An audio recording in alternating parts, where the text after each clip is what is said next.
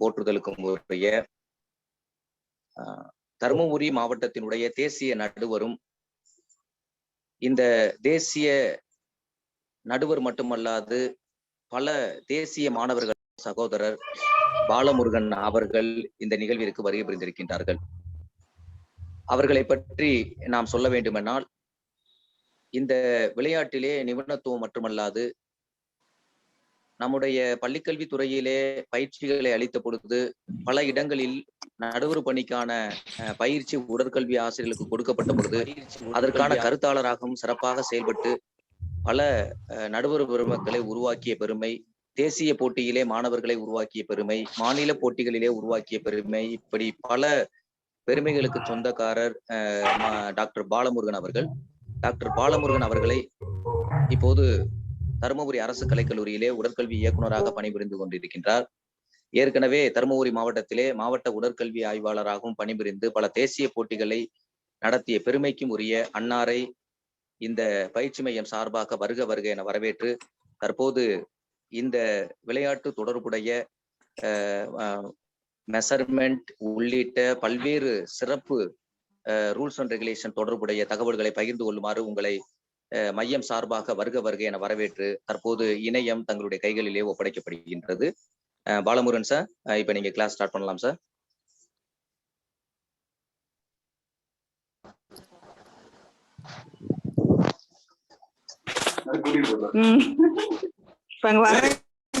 அங்க வர்றீங்களாப்பா?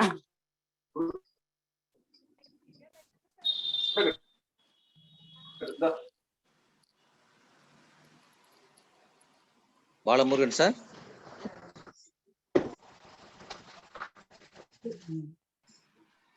பாலமுருகன் சார்,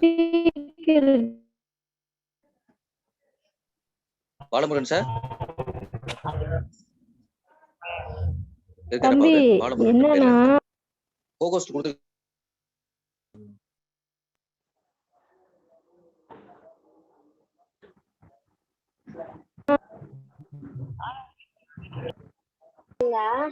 இது பண்ண நீ பேசு.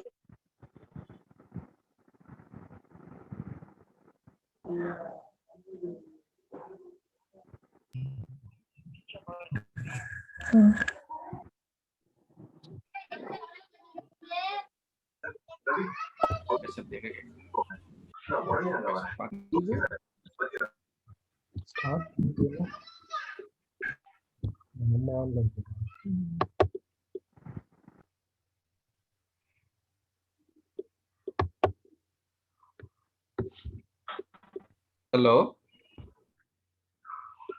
ஹலோ, வணக்கம். Am I audible? Good evening, sir. Audible, Yes, sir. Evening, sir. Audible, sir. Yes, sir. Okay. Thank you very Good much. evening, Evening, sir. sir. Good evening, sir. Sir, good evening, sir. no need of good morning or good evening message. Please listen in the classes only. So all are mute itself. Don't make any command or anything. Please, if you want any clarification after completion of this class, please ask the questions. வகுப்பு நடைபெற்ற பிறகு அந்த தொடர்ந்து நீங்கள் வந்து அது தொடர்பான வினாக்களை கேட்கலாம். தயவு செய்து தற்போது மியூட் பண்ணிருக்கீங்க எல்லாரும். பாலமுருகன் சார், வணக்கம். பிரசாத் சார், ஓகே, நீங்க எடுக்கலாம் சார். இன்ட்ரோடக்ஷன் கொடுத்தாச்சு, நீங்க ஸ்டார்ட் பண்ணலாம். அனைவருக்கும் இனிய மாலை வணக்கம். உடற்கல்வித்துறையிலே ஒரு மிகப்பெரிய ஜாம்பவான் என்று சொல்லலாம் டாக்டர் பிரசாத், என்னுடைய உயிர் நண்பர். இப்படிப்பட்ட ஒரு வாய்ப்பை இணையத்தின் வழியாக இதயங்களை இணைக்க ஒரு வாய்ப்பளித்த அவருக்கும், இணையத்தில் இணைந்திருக்கின்ற உடற்கல்வி சொந்தங்களுக்கும் முதலில் எனது வணக்கத்தையும் வாழ்த்துக்களையும் அன்போடு தெரிவித்துக் கொள்கின்றேன். இந்த இணைய வழியில் வளையப்பந்தை பற்றி, டென்னிக்காய்டு என்று சொல்லக்கூடிய வளையப்பந்து, அந்த விளையாட்டினுடைய நுணுக்கங்களையும் அந்த வளையப்பந்தினுடைய விளையாட்டு விதிமுறைகளையும் பற்றி ஒரு 45 நிமிடங்கள் உங்களுக்கு என்னால் ஆன முயற்சியில் விளக்கலாம் என்று உங்களுக்கு வந்துள்ளேன். இந்த இனிய வாய்ப்பை அளித்த டாக்டர் பிரசாத் சார் அவர்களுக்கும் இணைந்துள்ள அனைவருக்கும் என்னுடைய வணக்கத்தை கூறி என்னுடைய வகுப்புக்கு செல்கின்றேன். இந்த டெனிகாய்டு விளையாட்டு முதல்ல கோர்ட் மெஷர்மெண்ட் பத்தி எக்ஸ்பிளைன் பண்ணிடுறேன். Yoga sir, court please. Tenikoit court இல்ல, நான் சொல்லும் போது அப்படியே குறிப்பெடுத்துக்கிறவங்க அப்படியே எடுத்துக்கலாம். ஏன்னா சிலது வந்து ஓகே சூப்பர் சார். அந்த கோர்ட் மெஷர்மெண்ட்ல பாத்தீங்கன்னா total length of the court 12.20 meters, breadth of the court 5.50 meters. இதுதான் டோட்டல் லென்த் வந்து 12.20, breadth வந்து 5.50. அதே மாதிரி இந்த சென்ட்ரல் லைன் ஆக்சிஸ் இருக்கும், ஆஃப் கோர்ட் 6.10. இது கரெக்ட். அடுத்தது அந்த ஆஃப் கோர்ட்ல இருந்து சென்ட்ரல் லைன் ஆக்சிஸ்ல இருந்து each side 90 centimetre away from the each side. ரெண்டு லைன் பேரலல் லைன் டிரான் பண்றோம் 90 சென்டிமீட்டர். அதுல அந்த கோர்ட் பேரு டெட் கோர்ட், டெட் லைன் அப்படின்னு சொல்லுவாங்க போத் ரெண்டு கோர்ட்லயும். அந்த பர்பஸ் ஒரு லைனோட பர்பஸும் அந்த கோர்ட் முடிச்சுட்டு அதுக்கு போறேன். அதாவது சென்ட்ரல் லைன் ஆக்சிஸ் டோட்டலா 6.10 இருந்து போத் சைட் 90 சென்டிமீட்டர்.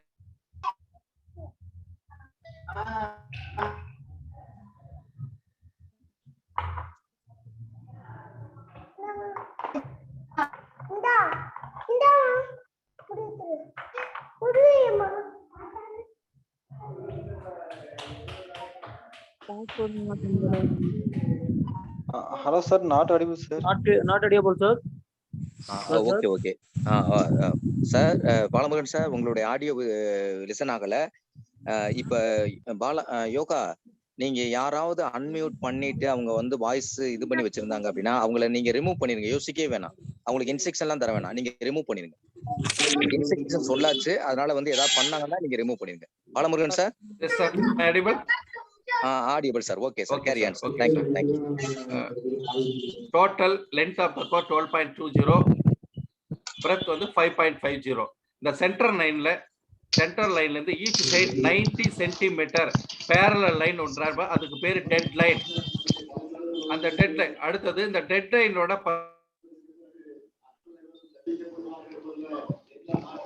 ஒரு டைமும் சொல்லும் போதும் அதனோட டெட்லைன் பர்பஸ்னா அந்த டெட்லைன்ல டென்னிகாய்ட், இந்த காய்ட்னு சொல்லக்கூடிய இந்த டென்னிகாய்ட்டும் விழக்கூடாது, நம்மளும் யாரும் அதுக்குள்ள என்டர் ஆயிடக்கூடாது. That is one kind of foul. அடுத்தது ஆஃப் ஒரு கோர்ட்டையும் ரெண்டா டிவைட் பண்றோம். சென்ட்ரல் லைன்ல இருந்து கரெக்டா அந்த இது வந்து ஆஃப் கோர்ட் ஒரு கோர்ட்லயும் வந்து 5.50 இதை ரெண்டா பிரிச்சோம்னா 2.75. அது ரெண்டு கோர்ட் வந்து அந்த லைன் பேரு ஜோன் லைன். அந்த ஜோன் லைனோட பர்பஸ் என்னன்னா இன் டபுள்ஸ் பிளேயர்ஸ் வந்து கரெக்டான கோர்ட்ல இருக்காங்களா அப்படின்றத பாக்குறதுக்காக அந்த ஜோன் லைன், மற்றபடி வேற ஒண்ணும் இல்லை. அடுத்தது ஒவ்வொரு கோர்ட்டோட என் லைன் சைடுல எல்லாமே அந்த ஃப்ரீ ஜோன் சொல்லுவாங்க. அந்த ஃப்ரீ ஜோன் வாய்ஸ் சுத்தமா பிரேக் ஆகுது சார், எதுவுமே கேட்கல. அப்ப ஆடியபிள் இல்லப்பா, எல்லாத்துக்கும் கேக்குதுப்பா. உங்களுக்கு மட்டும் அப்படின்னா நெட்வொர்க் பிரச்சனை இருக்குப்பா. உங்களுக்கு நெட்வொர்க் பிரச்சனை, நீங்க நெட்வொர்க் இருக்கிற பகுதிக்கு வாங்க. ஆடியோ வந்து நல்ல விசிபிளா இருக்கு எல்லாத்துக்கும். மற்றவங்களுக்கு ஏதாவது பிரச்சனை இருந்தா மட்டும் மியூட் பண்ணிட்டு சொல்லுங்க. உங்களுக்கு வந்து நெட்வொர்க் பிரச்சனைனால உங்களுக்கு சரியா கேட்கலன்னு நினைக்கிறேன். நீங்க நெட்வொர்க் இருக்கிற ஏரியாவுக்கு வாங்க. Okay, thank you sir. Thank you sir. Balamurugan sir, கேரியா. Sorry to interrupt you sir. Press F5 sir. F5 கொஞ்சம் அழுத்துனீங்கன்னா ஸ்கிரீன் என்லார்ஜா தெரியும் சார் எங்களுக்கு கொஞ்சம். மோகன், F5 ஆஃப் பண்ணுங்க. F5 பண்ணுங்கப்பா, ஃபுல்லா தெரியுதுப்பா. F5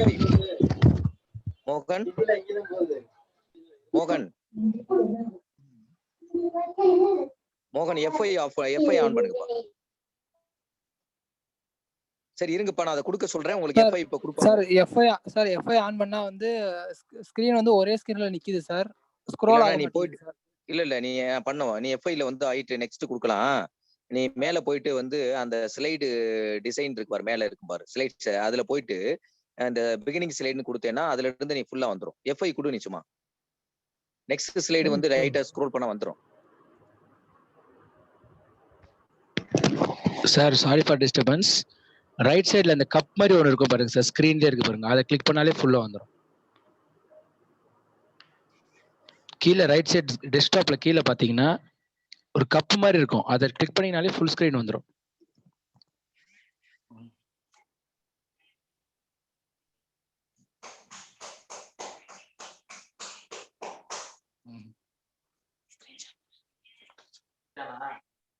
ஓகே பண்ணியாச்சாப்பா மோகன்?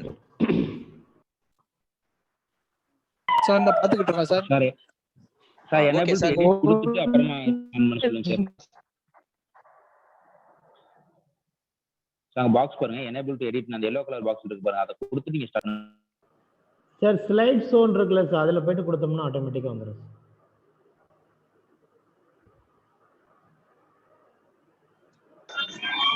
Sir just minute sir. ஒரே நிமிஷம், ஜஸ்ட் மினிட். ஓகே சார், இப்போ கொடுத்த கரெக்ட் தான். எனேபிள் எடிட்டிங் கொடுத்தா தான் வரும். Thank you sir. ஃபர்ஸ்ட் இருக்கிறதுல கொடுத்தோம்னா எனேபிள் எடிட்டிங் கொடுங்கப்பா ஃபர்ஸ்ட். எனேபிள் எடிட்டிங் அந்த மேல இருக்கு பாரு, அதை கொடு. இப்போ ஓகேப்பா. இப்போ எஃப்ஐ கொடுங்கப்பா, சேர்ல போய் கொடுங்கப்பா. கரெக்ட்ப்பா, பிகினிங் ஸ்லைடு அவ்வளவுதான். ரைட். இப்போ first slide. Right. Okay okay okay okay. Carry on. Correct correct. Next slide. Next.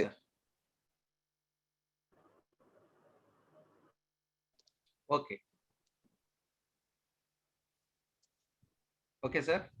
Okay now carry on sir. Now carry on. Okay okay thank you. Very visible. Very okay thank you thank you.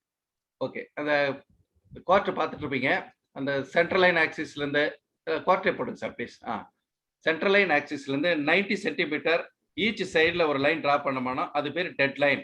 அந்த dead line வந்து நம்ம காலும் நம்மளோட body part எதுவுமே அது உள்ளவே பார்க்கக்கூடாது. காயிட் அது உள்ள விழுந்தாலும் தவறு தவறு. இந்த காயிட்ன்றது டென்னிகாய்ட்டை வந்து நம்ம காயிட் அப்படின்னு வந்து ஜென்ரலா வந்து யூஸ்வல் டைம்ல அதை நம்ம யூஸ் பண்றோம். ஓகே, அடுத்தது இந்த ஜோன் லைன் சொல்றோம். டோட்டல் பிரெத் ஆஃப் தி கோர்ட்ல 5.50 அந்த இதை ரெண்டா வந்து இதுல சென்ட்ரல் லைன் டெட் கோர்ட்ல இருந்து ரெண்டா பிரிக்கிறோம். அது வந்து பாதி 2.75 மீட்டர்ஸ் 2.75 மீட்டர்ஸ். அது வந்து ஜோன் லைன். ஜோன் லைனோட பர்பஸ் இன் டபுள்ஸ் அந்த பிளேயர்ஸ் பொசிஷன் கரெக்டான ஜோன்ல நிக்கிறானா அப்படின்றத பாக்குறதுக்காக அது பண்ணது. அடுத்தது from the central line axis 3.05 metres இன்னொரு லைன் டிரா பண்ணிருக்காங்க. ரெஸ்ட்ரிக்டட் லைன் அப்படின்னு ஒரு லைன் இருக்கு பாருங்க, ரெஸ்ட்ரிக்டட் லைன். அந்த ரெஸ்ட்ரிக்டட் லைன்ல டெட் கோர்ட்ல இருந்து 2.15 நல்லா நோட் பண்ணிக்காங்க. டெட் லைன் அப்படின்னு இருந்து 2.15 மீட்டர். அந்த 90 சென்டிமீட்டர் ஆட் பண்ணமான சென்ட்ரல் லைன் ஆக்சிஸ்ல இருந்து 3.05 மீட்டர் போத் சைட்லயும் ஒரு லைன் வரைஞ்சிருப்பாங்க. அதுக்கு போய் ரெஸ்ட்ரிக்டட் லைன், தடை செய்யப்பட்ட கோடு அப்படின்றோம். The purpose of the restricted line அப்படின்னு என்னன்னா பவர்ஃபுல்லா forehand set above the shoulder and over ஹேண்டா போடும்போது அந்த பவர் ஷாட் வந்து அடிக்கக்கூடாது. அடிக்கும் போது பிளேயர்ஸ் இன்ஜுரி ஏற்படும் அப்படின்றதுனால அந்த லைனுக்கு பின்னாடி இருந்து அந்த power shot forehand shot backhand ஷாட்னு சொல்லுவாங்க. அது அடிக்கிறதுக்காக ஏற்படும். அது உள்ள மிதிச்சு அடிச்சா ஃபவுல் அப்படின்றத இண்டிகேட் பண்றதுக்காக ரெஸ்ட்ரிக்டட் லைன் அப்படின்னு சொல்றோம். அடுத்தது இதுதான் பிளேயிங் ஏரியா அப்படின்னு சொல்றோம். Next sir slide sir. Next slide.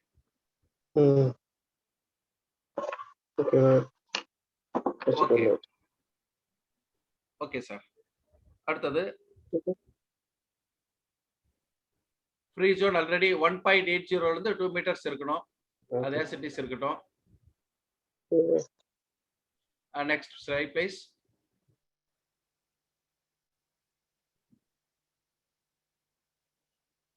Just note down sir. அதை இதை மட்டும் ஒண்ணுன்னா நான் சொல்லிட்டு வரேன். Just note down. அடுத்தது ஜோன் லைன். ஜோன் லைன் வந்து 5.2 மீட்டர்ஸ் இன்ட்டு 5.50 நோட் பண்ணிக்கோங்க. அந்த பார்க்கும்போது 90 சென்டிமீட்டர் வந்து அதை கழிச்சிட்டோம்னா ஜோன் லைனோட மெஷர்மெண்ட் என்னன்னு கேட்பாங்க. 5.20 into 5.50 metre.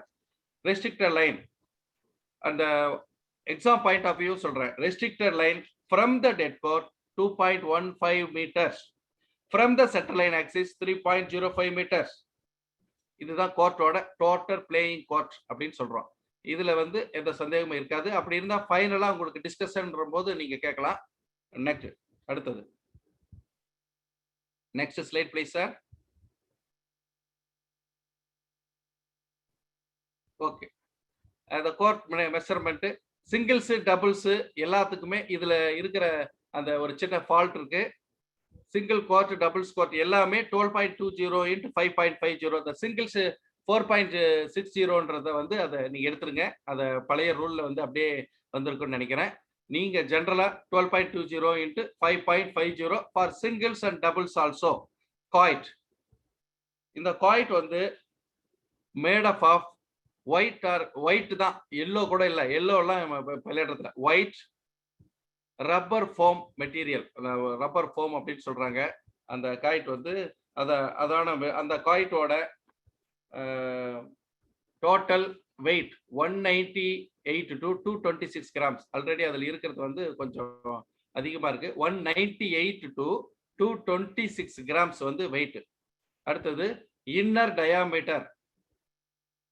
Diameter 10 centimetre, outer diameter outer circumference 16, inner வந்து 10 centimetre. Next slide sir. Next slide, please. Single court, double court எல்லாமே ஒண்ணுதான். இதுல இருக்கிற அந்த மெஷர்மெண்ட்டை பார்க்காதீங்க. 12.20 into 5.50 மீட்டர்ஸ் மட்டும்தான். Next please. Sir inner diameter எவ்வளவுங்க சார்? 10 சென்டிமீட்டர் 6, அதாவது 16 சென்டிமீட்டர் உள்ள வந்து 10 சென்டிமீட்டர் சர்க்கம்ஃபரன்ஸ். காய்ட்டோட சர்க்கம்ஃபரன்ஸ். ஹலோ, கேக்குதுங்களா? சார் சர்க்கம்ஃபரன்ஸ் என்னங்க சார் சொன்னீங்க? சுற்றளவு. ஹலோ, சுற்றளவு மேடம். ஹலோ, கேக்குதுங்களா மேடம்? சார் கேக்குது சார், நீங்க பேசுங்க சார். ஓகே. காய்ட் வந்து இன்னர் டயாமீட்டர், அவுட்டர் டயாமீட்டர் சொல்லிட்டோம். அதாவது 16 சென்டிமீட்டர் வந்து அவுட்டரும், இன்னர் வந்து 10 சென்டிமீட்டர் அப்படின்னு சொல்றோம். திக்னஸ் வந்து 3 சென்டிமீட்டர், 3 to 5 சென்டிமீட்டர்ஸ் வந்து அதனோட டோட்டல் திக்னஸ் இருக்கும். இதுல ஏதாவது காய்ட்ல ஏதாவது டவுட் இருக்குங்களா? Okay, done. Next sir. Singles டபுள்ஸ்க்கு same court. One more time sir. சொல்லுங்க சார். சார் டென்னிகாய்டோட one more time sir. Circumference inner diameter thickness sir. Sir டென்னிகாய்டோட சர்க்கம்ஃபரன்ஸ் இன்னர் டயாமீட்டர் திக்னஸ் சொன்னீங்களா சார்? அத கொஞ்சம் ஒன் மோர் டைம் கொஞ்சம் repeat பண்ணுங்க sir. டென்னிகாய்டோட டோட்டல் வெயிட் 198 to 226 கிராம்ஸ். இது வெயிட் இல்ல, உங்களுக்கு எந்த சந்தேகம் வரல. ஓகே. அடுத்தது the kite outer diameter 16 centimetre sir. 16 centimetre outer diameter 16 centimetre. Inner வந்து 10 சென்டிமீட்டர். இதுல ஏதாவது சந்தேகமாங்க சார்? இல்லைங்க sir. No sir. Okay.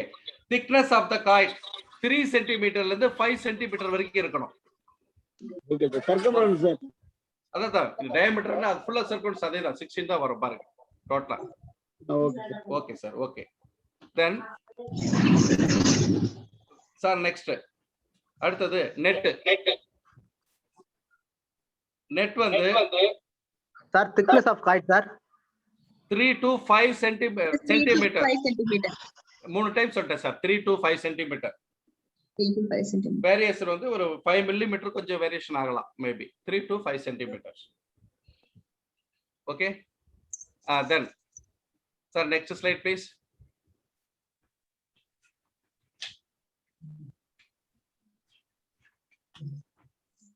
Hello. Then next வந்து நெட் வந்து 6.10 மீட்டர் லென்த். டோட்டல் லென்த் வந்து 6.10 மீட்டர். அகலம் 70 சென்டிமீட்டர். உள்ளுக்குள்ள 2.5 சென்டிமீட்டர் ஸ்கொயர். ஒரு மெஸ்ஸோட square 2.5 centimetre. Sir net measurement once more சொல்லுங்க சார். நெட் லென்த் வந்து 6.10 மீட்டர். டோட்டல் ஸ்கிரீன் சேஞ்ச் ஆகலையா சார்? சேம் ஜோன் தான் ஸ்கிரீன் இருக்கு. ஹலோ சார் ஸ்லைடு மாறல சார். ஸ்லைடு மாறல சார். நீங்க sir sorry for inconvenience. Okay. ஸ்கிரீன்ல வந்து net. Okay. Hello sir, slide change please.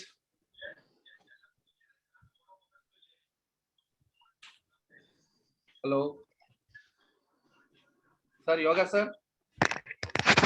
Hello sir, audio கிளியரா இல்ல சார். பாலமுருகன் சார். சார் கேக்குதுங்களா? சார் ஆ, கேக்குதுங்களா? கேக்குது சார் பாலமுருகன் சார். இப்ப நீங்க வந்து இந்த கொஞ்சம் இதுல சிஸ்டத்துல இருந்து உங்களுக்கு ஸ்லைட் ஷேர் ஆகும்போது அது கொஞ்சம் ஸ்டக் ஆகுது. ஓகே. நீங்க அதுக்குள்ள ஃபவுல் இது கன்டினியூ பண்ணிட்டு இருங்க. நான் இப்ப உங்களுக்கு அதை கரெக்ட் பண்ணி வேற ஒரு சிஸ்டத்துல நான் உள்ள வரேன். இல்ல வேற சிஸ்டத்துல வாங்க. நான் சொல்றது அப்படியே இது மட்டும் நோட் பண்ணிக்கிறா போதும். Okay okay okay okay. Foul அது சம்பந்தமா பேசிக்கிறீங்க, இல்லன்னா நான் அதுக்கு வந்துறேன் உள்ள. ஓகே. சார் இப்போ நீங்க நெட் மெஷர்மென்ட் சொல்லுங்க sir.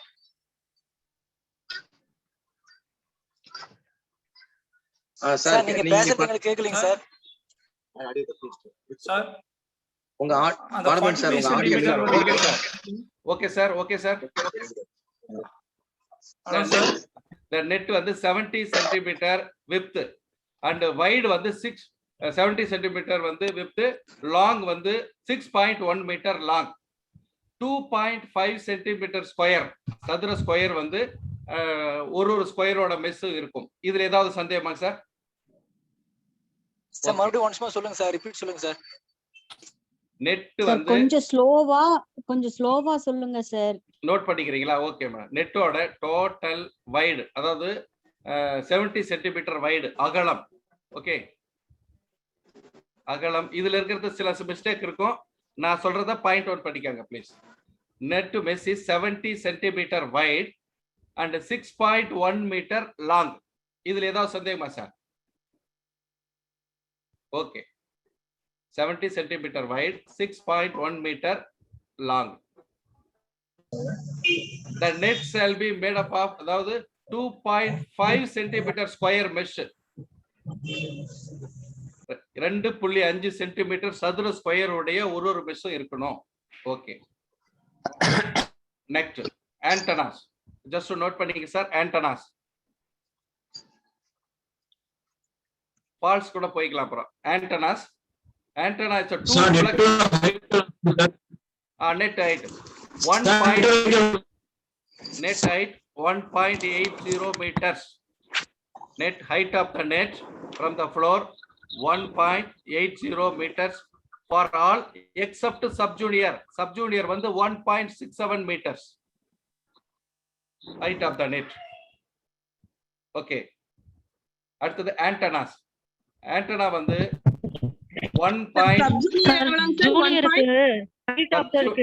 subjunior 1.67 meters, other junior, senior, men and women எல்லாருக்குமே 1.80 meters height. ஓகே. அடுத்தது வந்து ஆண்டனா. ஆண்டனாவுக்கு போலாங்களா? ஆண்டனா சிமிலர், அதாவது 1.06 மீட்டர் லாங். நெட் ஆல்ரெடி வந்திருக்கு பாருங்க. நெட் வந்து 70 centimetre. Okay, height of the net. Okay. Antenna வந்து 1.06 metre long, 2.5 to 3.8 centimetre diameter. ஆண்டனாவோட diameter 2.5 to 3.8 centimetre diameter. அந்த 5 சென்டிமீட்டர் பேண்ட்ல white to blackல 5 சென்டிமீட்டர் கான்ட்ராஸ்ட் கலர் இருக்கணும். Then another point, above the net antenna வந்து 50 centimetre இருக்கணும். Above the net. Kindly mute others and listen please. மறுபடியும் once again I repeat.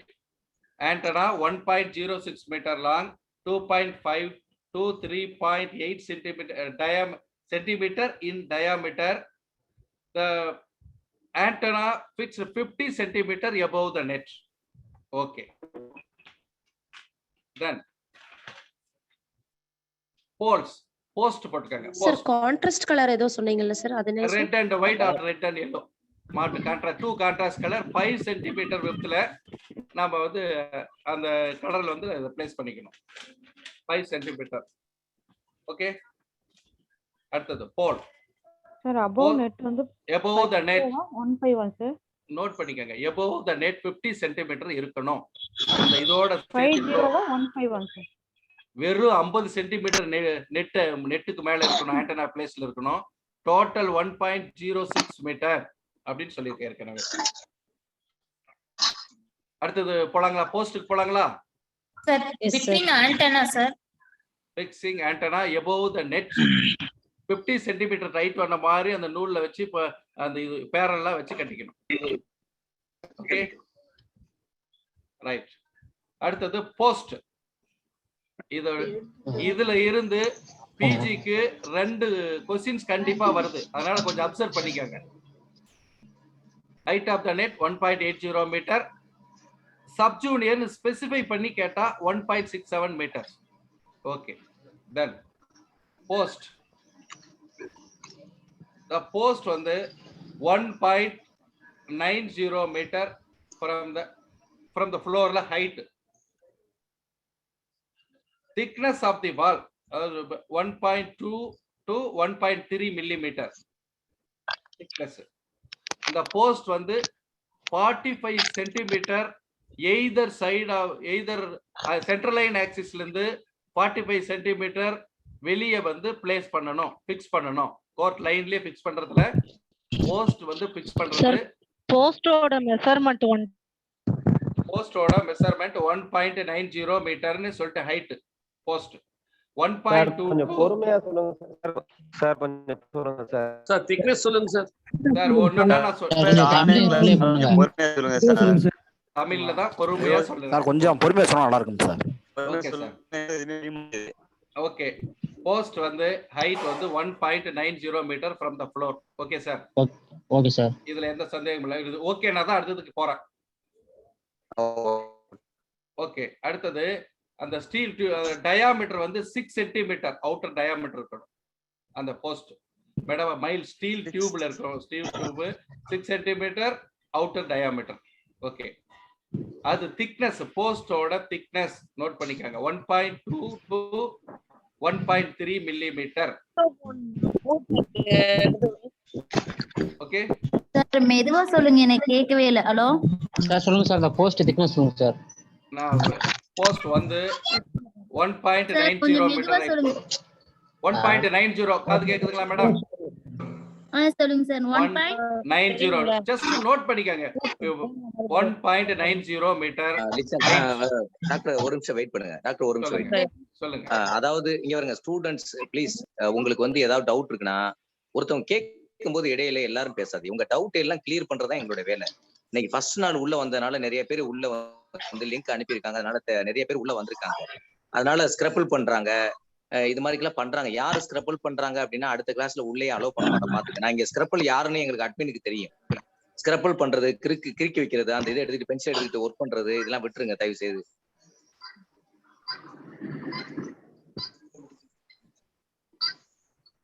அதே மாதிரிக்கு வந்து கொஸ்டின் கேளுங்க. அவர் மெதுவா டாக்டர் நீங்க மெதுவாவே சொல்லுங்க. 1 by 1 அவங்க எழுதிக்கிறட்டும். நீங்க வந்து அவசரப்படாது. ஏதாவது கொஸ்டின்ஸ், அதாவது ஸ்டூடெண்ட்ஸ்க்கு சொல்றேன். ஸ்டூடெண்ட்ஸ் வந்து எல்லாரும் ஒரே டயத்துல நீங்க கேட்டி அப்படின்னா அந்த வாய்ஸ் அவரை டிஸ்டர்ப் பண்ணும். அதனால அவர் எல்லாத்தையும் தெளிவா சொல்ல. ஏன்னா அவர் ஒரு தேசிய நடுவர். உங்களுக்கு எல்லா டவுட்டையும் அவர் கிளியர் பண்ணிட்டு தான் அவர் கிளாஸை விட்டு வெளியில போவார். அதனால தயவு செய்து மெதுவா அவங்க சொல்றதை நோட் பண்ணுங்க. இதுக்கான நோட்ஸ் வந்து நம்ம ஏன்னா இப்ப ரூல்ல வந்து நிறைய நியூ ரூல் இருக்கிறதுனால இதுல சில ஓல்டு ரூல் இதுல டிஸ்பிளேல வந்துகிட்டு இருக்குது. அதனால அதை விட்டுருங்க. உங்களுக்கான மெஷர்மெண்ட் கொடுக்கும் போது, மெஷர்மெண்ட் வரும்போது உங்களுக்கு ஃபுல் காப்பியை இந்த வர்ற வாரம் உங்க கையில கொடுத்துருவாங்க மெட்டீரியல்ஸ். இப்போதைக்கு நீங்க வந்து நோட் பண்ணிக்கிட்டே வாங்க. ஏதாவது ஒரு விடுபட்டு இருக்கு அப்படின்னா அதை விட்டுருங்க. உங்களோட மெட்டீரியல் வரும்போது ரெஃபர் பண்ணிக்கலாம். ஆனா இப்ப மெயின் கான்செப்ட் என்ன அப்படின்னா, நம்மளுக்கு இதுக்கு முன்னாடி ப்ரீவியஸ் இயர்ல 2 கொஸ்டின் கேட்டிருக்காங்க. இந்த டெட்லைனை பத்தி கேட்டிருக்காங்க. அதே மாதிரிக்கு வந்து ஃபால்ட்ல இருந்து நிறைய கொஸ்டின்ஸ் கேட்டிருக்காங்க. 10 ஃபால்ட்ல இருந்து. ஸோ அந்த ஏரியா வரும்போது ஃபால்ட், ரூல்ஸ் அண்ட் ரெகுலேஷன்ஸ், எப்படி வந்து அந்த ஸ்கோரிங் சிஸ்டம் இருக்கு, அதை பத்தி நல்லா தெளிவா தெரிஞ்சுக்கணும். Okay thank you. ப்ரொஃபசர் கன்டினியூ பண்ணுங்க ப்ரொஃபசர். ரொம்ப பொறுமையா எவ்வளவு நேரம் ஆனாலும் பரவாயில்ல, எல்லாருக்கும் இதை ஃபுல்லா ரீச் ஆகிற வரைக்கும் பொறுமையா நான் சொல்றேன் டாக்டர். Thank you thank you. ஓகே அடுத்தது இப்போ நெட் பத்தி போல் பத்தி போஸ்ட் ஹைட் பாயிண்டா சொல்றேன், நோட் பண்ணிக்கோங்க. height of the post 1.90 meters. Okay, then the post oda tube oda outer diameter 6 centimeter. Some voice is there. Okay, the pole should be fixed 45 centimeter away from the center line, center of the sidelines. Center of the sideline வந்து 45 centimetre away each sideல வந்து fix பண்ணணும். Okay, அடுத்தது the pole shall be painted contrasting color in 25 சென்டிமீட்டர்ல white and black. White 25 centimetre 23 centimetre, black 23 centimetre. 23 சென்டிமீட்டர்ல அந்த 1.90 மீட்டருக்கும் contrast கலரா மாறி மாறி போடணும். White and black or white and red, ரெண்டுல ஏதோ 2 கலர் காம்பினேஷன் இருக்கும். White compulsory, red or black 23 centimetre 26 centimetre contrast colour post வரை கடைசி வரைக்கும் இருக்கணும். ஓகே, இதுல வந்து இதுல போஸ்ட்ல ஏதாவது டவுட் இருக்காது? எல்லாமே கரெக்டா ஹைட்டு, அதனோட திக்னஸ், டயாமீட்டர் எல்லாமே சொல்லிட்டேன். எப்படி சப்ஜூனியர் மட்டும் சப்ஜூனியர் ஒன்னு சொன்னீங்க சார், அது மட்டும் கொஞ்சம் போஸ்ட் ஹைட் வந்து அது வந்து சேம் தான், இதே தான். போஸ்ட் வந்து 1. நெட் ஹைட் மட்டும் தான் அப்படி சொன்னேன். திக்னஸ் போஸ்ட் எல்லாமே ஒண்ணுதான். திக்னஸ் மறுபடியும் திக்னஸ் வந்து இது 5வது முறை சொல்றேன் நான், நோட் பண்ணிக்கிறதுல நினைக்கிறேன் யாரும். Thickness 1.2 to 1.3 millimetre, 1.2 to 1.3 millimetre thickness. Steel டியூபோட அந்த திக்னஸ். சார் அந்த 40 சென்டிமீட்டர் சொன்னீங்களா, அதை கொஞ்சம் எக்ஸ்பிளைன் பண்ணுங்க சார். என்னங்க சொல்லுங்க சார்? 45 சென்டிமீட்டர் பத்தி ஒன்னு சொன்னீங்க சார். 45 அந்த போஸ்டை எந்த இடத்துல நம்ம ஃபிக்ஸ் பண்ணனும்? சைடுல இருக்கு பாருங்க. அதாவது the pole shall be fixed center of the sideline இருக்கு பாருங்க. center of the sideline each sideலயும் 45 centimetre centre line axis வெளியே ஃபிக்ஸ் பண்ணனும் சார். அவ்வளவுதான், எந்த இடத்துல அந்த போஸ்டை ஃபிக்ஸ் பண்றன்றது. ஓகே, தென் சார் சொல்லுங்க சார். சார் இப்போ நம்ம அந்த கான்ட்ராஸ்ட் கலர் கொடுக்குறோம்ல சார் போஸ்ட். ஆமாங்க சார், ஆமாங்க சார். அது எதுக்கு சார்? மத்த போஸ்ட் எல்லாம் மத்த கேமுடைய போஸ்ட் எல்லாம் ப்ளைனாவே இருக்கு சார். இப்போ இதுக்கு மட்டும் நம்ம இது வந்து கான்ட்ராஸ்ட் கலர் இந்த பிளேயர்ஸ் வந்து ஐடென்டிஃபை பண்றதுக்காகவும் இந்த tennikoit federation of India rules frame பண்றது 2 டபுள் கான்ட்ராஸ்ட் கலர் தான் அந்த போஸ்ட் நல்லா இருக்கும். அதுக்கு தான், வேற ஒண்ணும் கிடையாது. டிகேஎஃப்ஐ ரூல்ஸ் சார், டென்னிகைட் ஃபெடரேஷன் ஆஃப் இந்தியாவோட ரூல் ஃப்ரேமிங்ல இது வருதுங்க சார். அது ஏன் 23 சென்டிமீட்டர் ஏன் இது பண்ணலாம்? அது ஃப்ரேமிங், அது ஆல்ரெடி அப்படிதான் சார் இருக்கும். ஓகே, இல்ல மத்த போஸ்ட் ப்ளைனா இருக்கு, இது மட்டும் கலரா அதான் sir. 2 colours sir contrast colour. அதாவது ஆண்டனா கூட 2 கலரா இருக்கும் வாலிபால்ல. ஏன் ஆண்டனாவுல வாலிபால் 2 கலரா இருக்குன்னு சொல்லி நம்ம இது பண்ண முடியாது. அதுக்கு ஃப்ரேமிங் ரூல்ஸ் வந்து அது அப்படிதான் ஃபிக்ஸ் பண்ணிருக்காங்க, ஃப்ரேமிங் பண்ணிருக்காங்க சார். அடுத்தது சார் ஆண்டனா முடிஞ்சிச்சு, நெட் முடிஞ்சாச்சு. அடுத்தது போஸ்டர் முடிஞ்சாச்சு. அதாவது ஒயிட் காமனுங்க, white or red or white or black. இதுல ஏதாவது சந்தேகமா சார்? Okay, right. ஆண்டனாவுக்கு ஒயிட் வந்து காமன் ஆச்சு. ஆமாங்க, ஆமாங்க, ரைட்.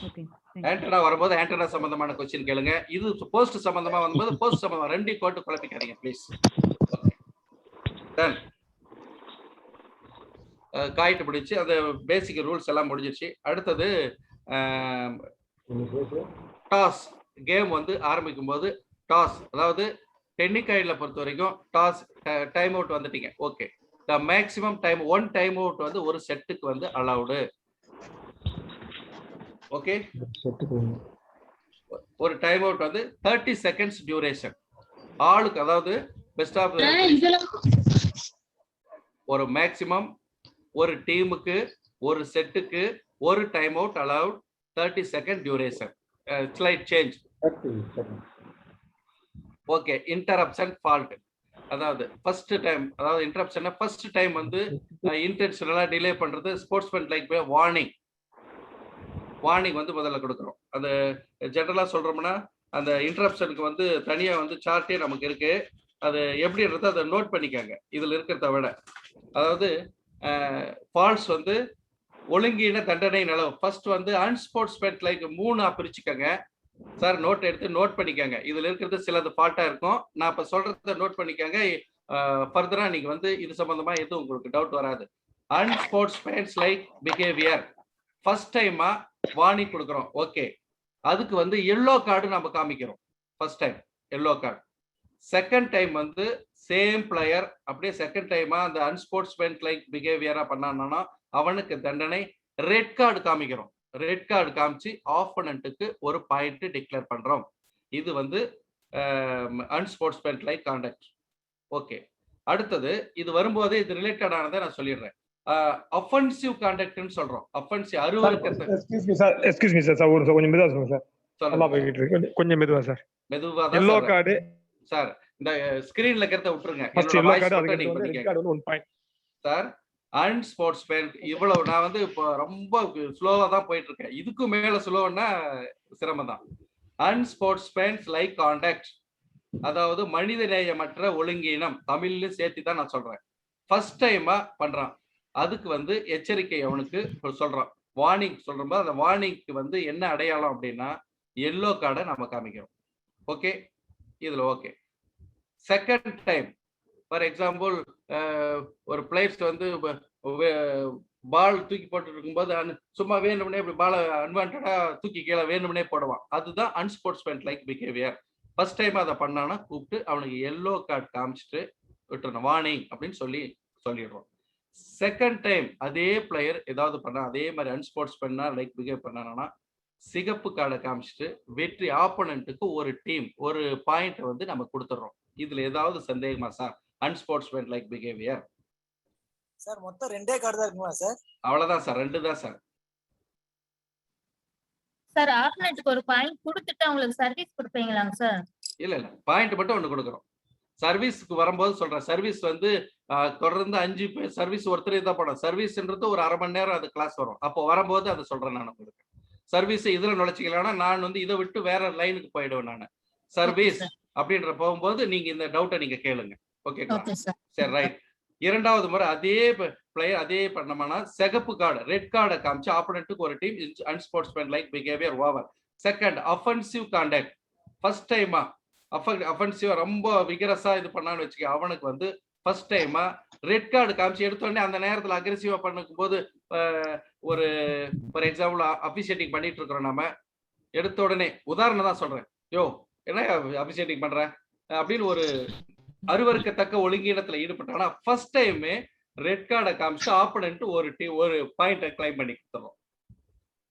இதே பிளேயர் அருவருக்கத்தக்க ஒழுங்கீனம் செகண்ட் டைம் பண்ணானா அவனுக்கு வந்து மஞ்சள் கார்டும் சிகப்பு கார்டும் ஒன்னா சேர்த்தி காமிக்கிறோம். ஒரே வரல மஞ்சள் அண்ட் சிகப்பு சேர்த்தி காமிச்சிட்டு எதிரணி வெற்றி பெற்றதாக அறிவிக்க வேண்டும்.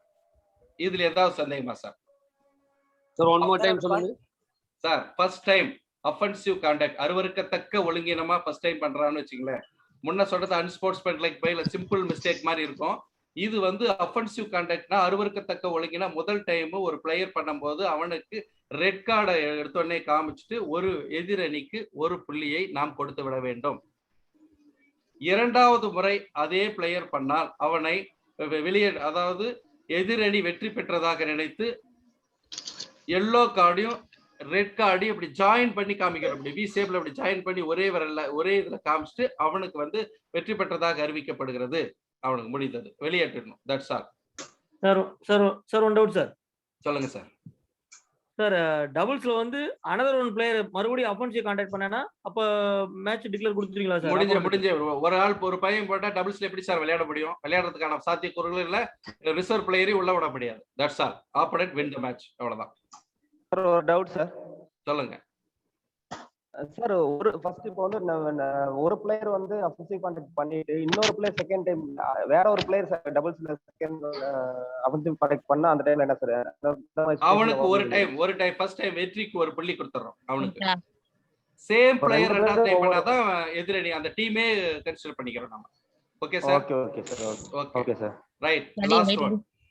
தேர்ட் வந்து ஒழுங்கீனமான செயல்ல தாக்குதல். எடுத்த உடனே பிளேயரையே போய் அடிச்சிடறான்.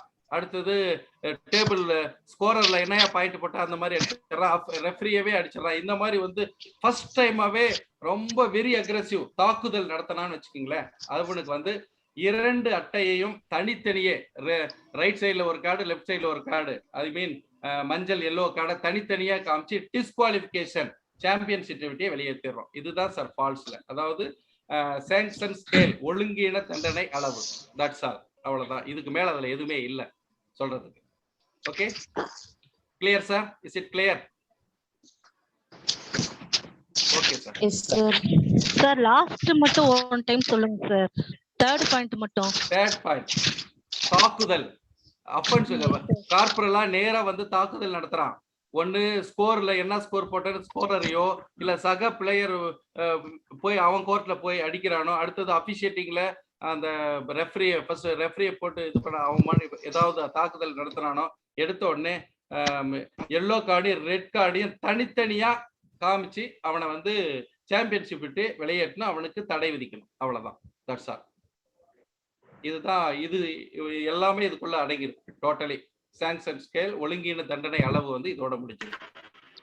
Thank you sir. ஒரு டவுட் சார். சொல்லுங்க சார். சார் இப்ப 2 கார்டு தனித்தனியா காமிச்சு நம்ம வெளியே அனுப்பிடுறோம்ல சார், அவன் இண்டிவிஜுவல் பிளேயரை மட்டும் அனுப்புவோமா இல்ல அந்த டீமையும் சேர்த்து? டோட்டல் அந்த இதே டீமே அனுப்பிச்சுட்றோம் நம்ம. டோட்டலா அவன் வந்து அவன் ஒருத்த மாதிரி தான் இருப்பான். Total team disqualify. அவ்வளவுதான், முடிஞ்சு போச்சு. Okay sir. ஒருத்தர் அக்ரெசிவ் ப்ளே பண்ணாலுமே டீமே வெளியே அனுப்பிடுவோம், அப்படிதானே சார்? சிங்கிள்ஸ் பிளேயர்னா அவனை மட்டும் அனுப்பி விட்டுறோம், முடிஞ்சு போச்சு. இதே டீம் சாம்பியன்ஷிப் அப்படின்னா மொத்த டீமும் முடிஞ்சு போச்சு. ஓகே சார், புரிஞ்சுச்சா சார்? சிங்கிள்ஸ் மேட்ச் தனியா நடத்துவாங்க சார், இண்டிவிஜுவல் சாம்பியன்ஷிப் மாதிரி. அப்படின்னா அவனை அப்படியே அனுப்பிச்சிடுறோம்.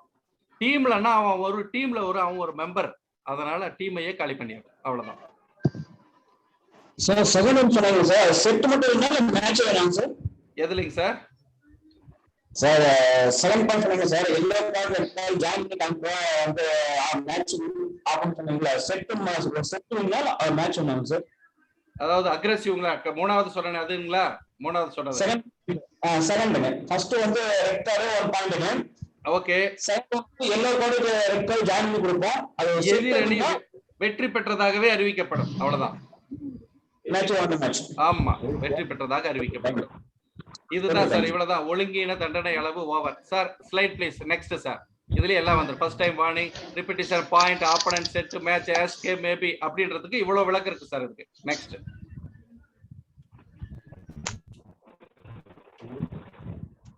Okay sir.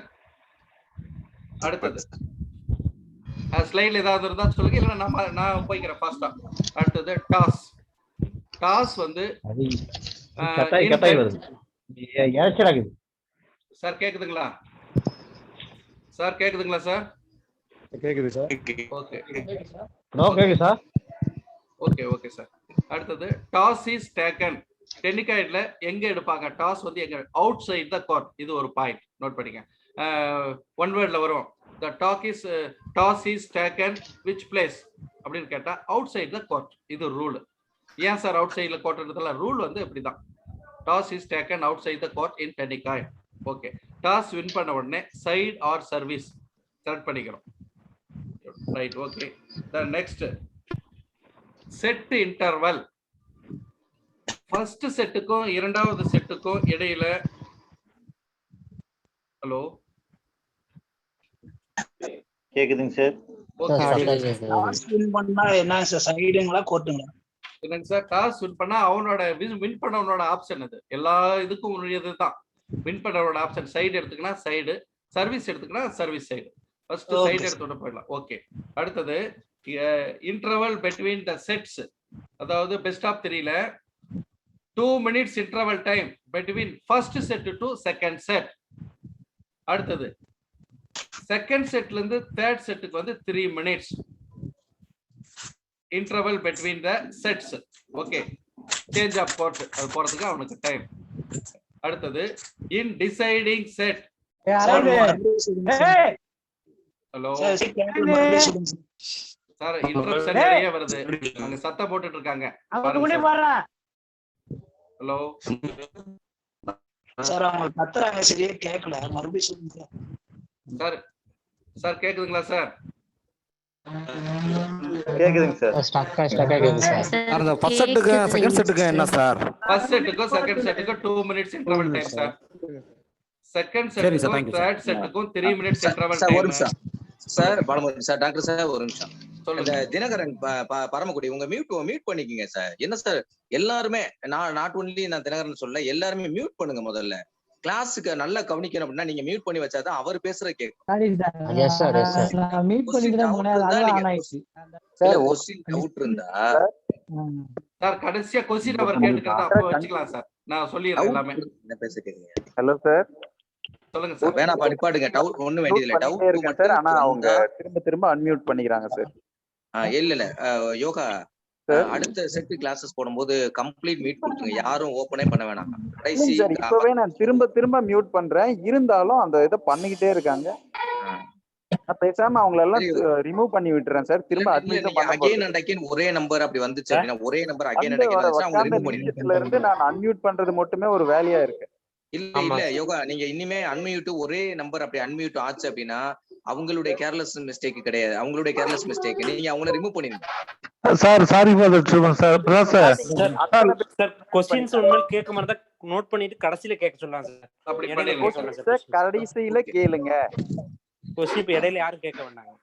ஆமா வந்து உட்கார்ந்ததுல இருந்து மவுஸ் புடிச்சிட்டே இருக்கறேன், ஒவ்வொரு மியூட் பண்ணிட்டு இருக்கேன்.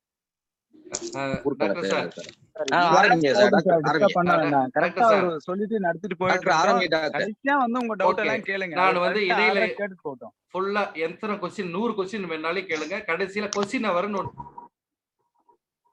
Okay yoga okay. சாருடைய இது நம்பர் மீட் ஆயிடுச்சுப்பா. யோகா சாருடைய இது மீட் ஆயிடுச்சு. பாலமன் சாருடைய வாய்ஸ் கேட்கல. ஓகே ஓகே நானே சரி பண்ணிட்டேன். Okay sir. அடுத்தது set interval. First set to second set. First செட்டுக்கும் செகண்ட் செட்டுக்கு இடையில 2 minutes interval. Second set to third set 3 minutes interval, set interval.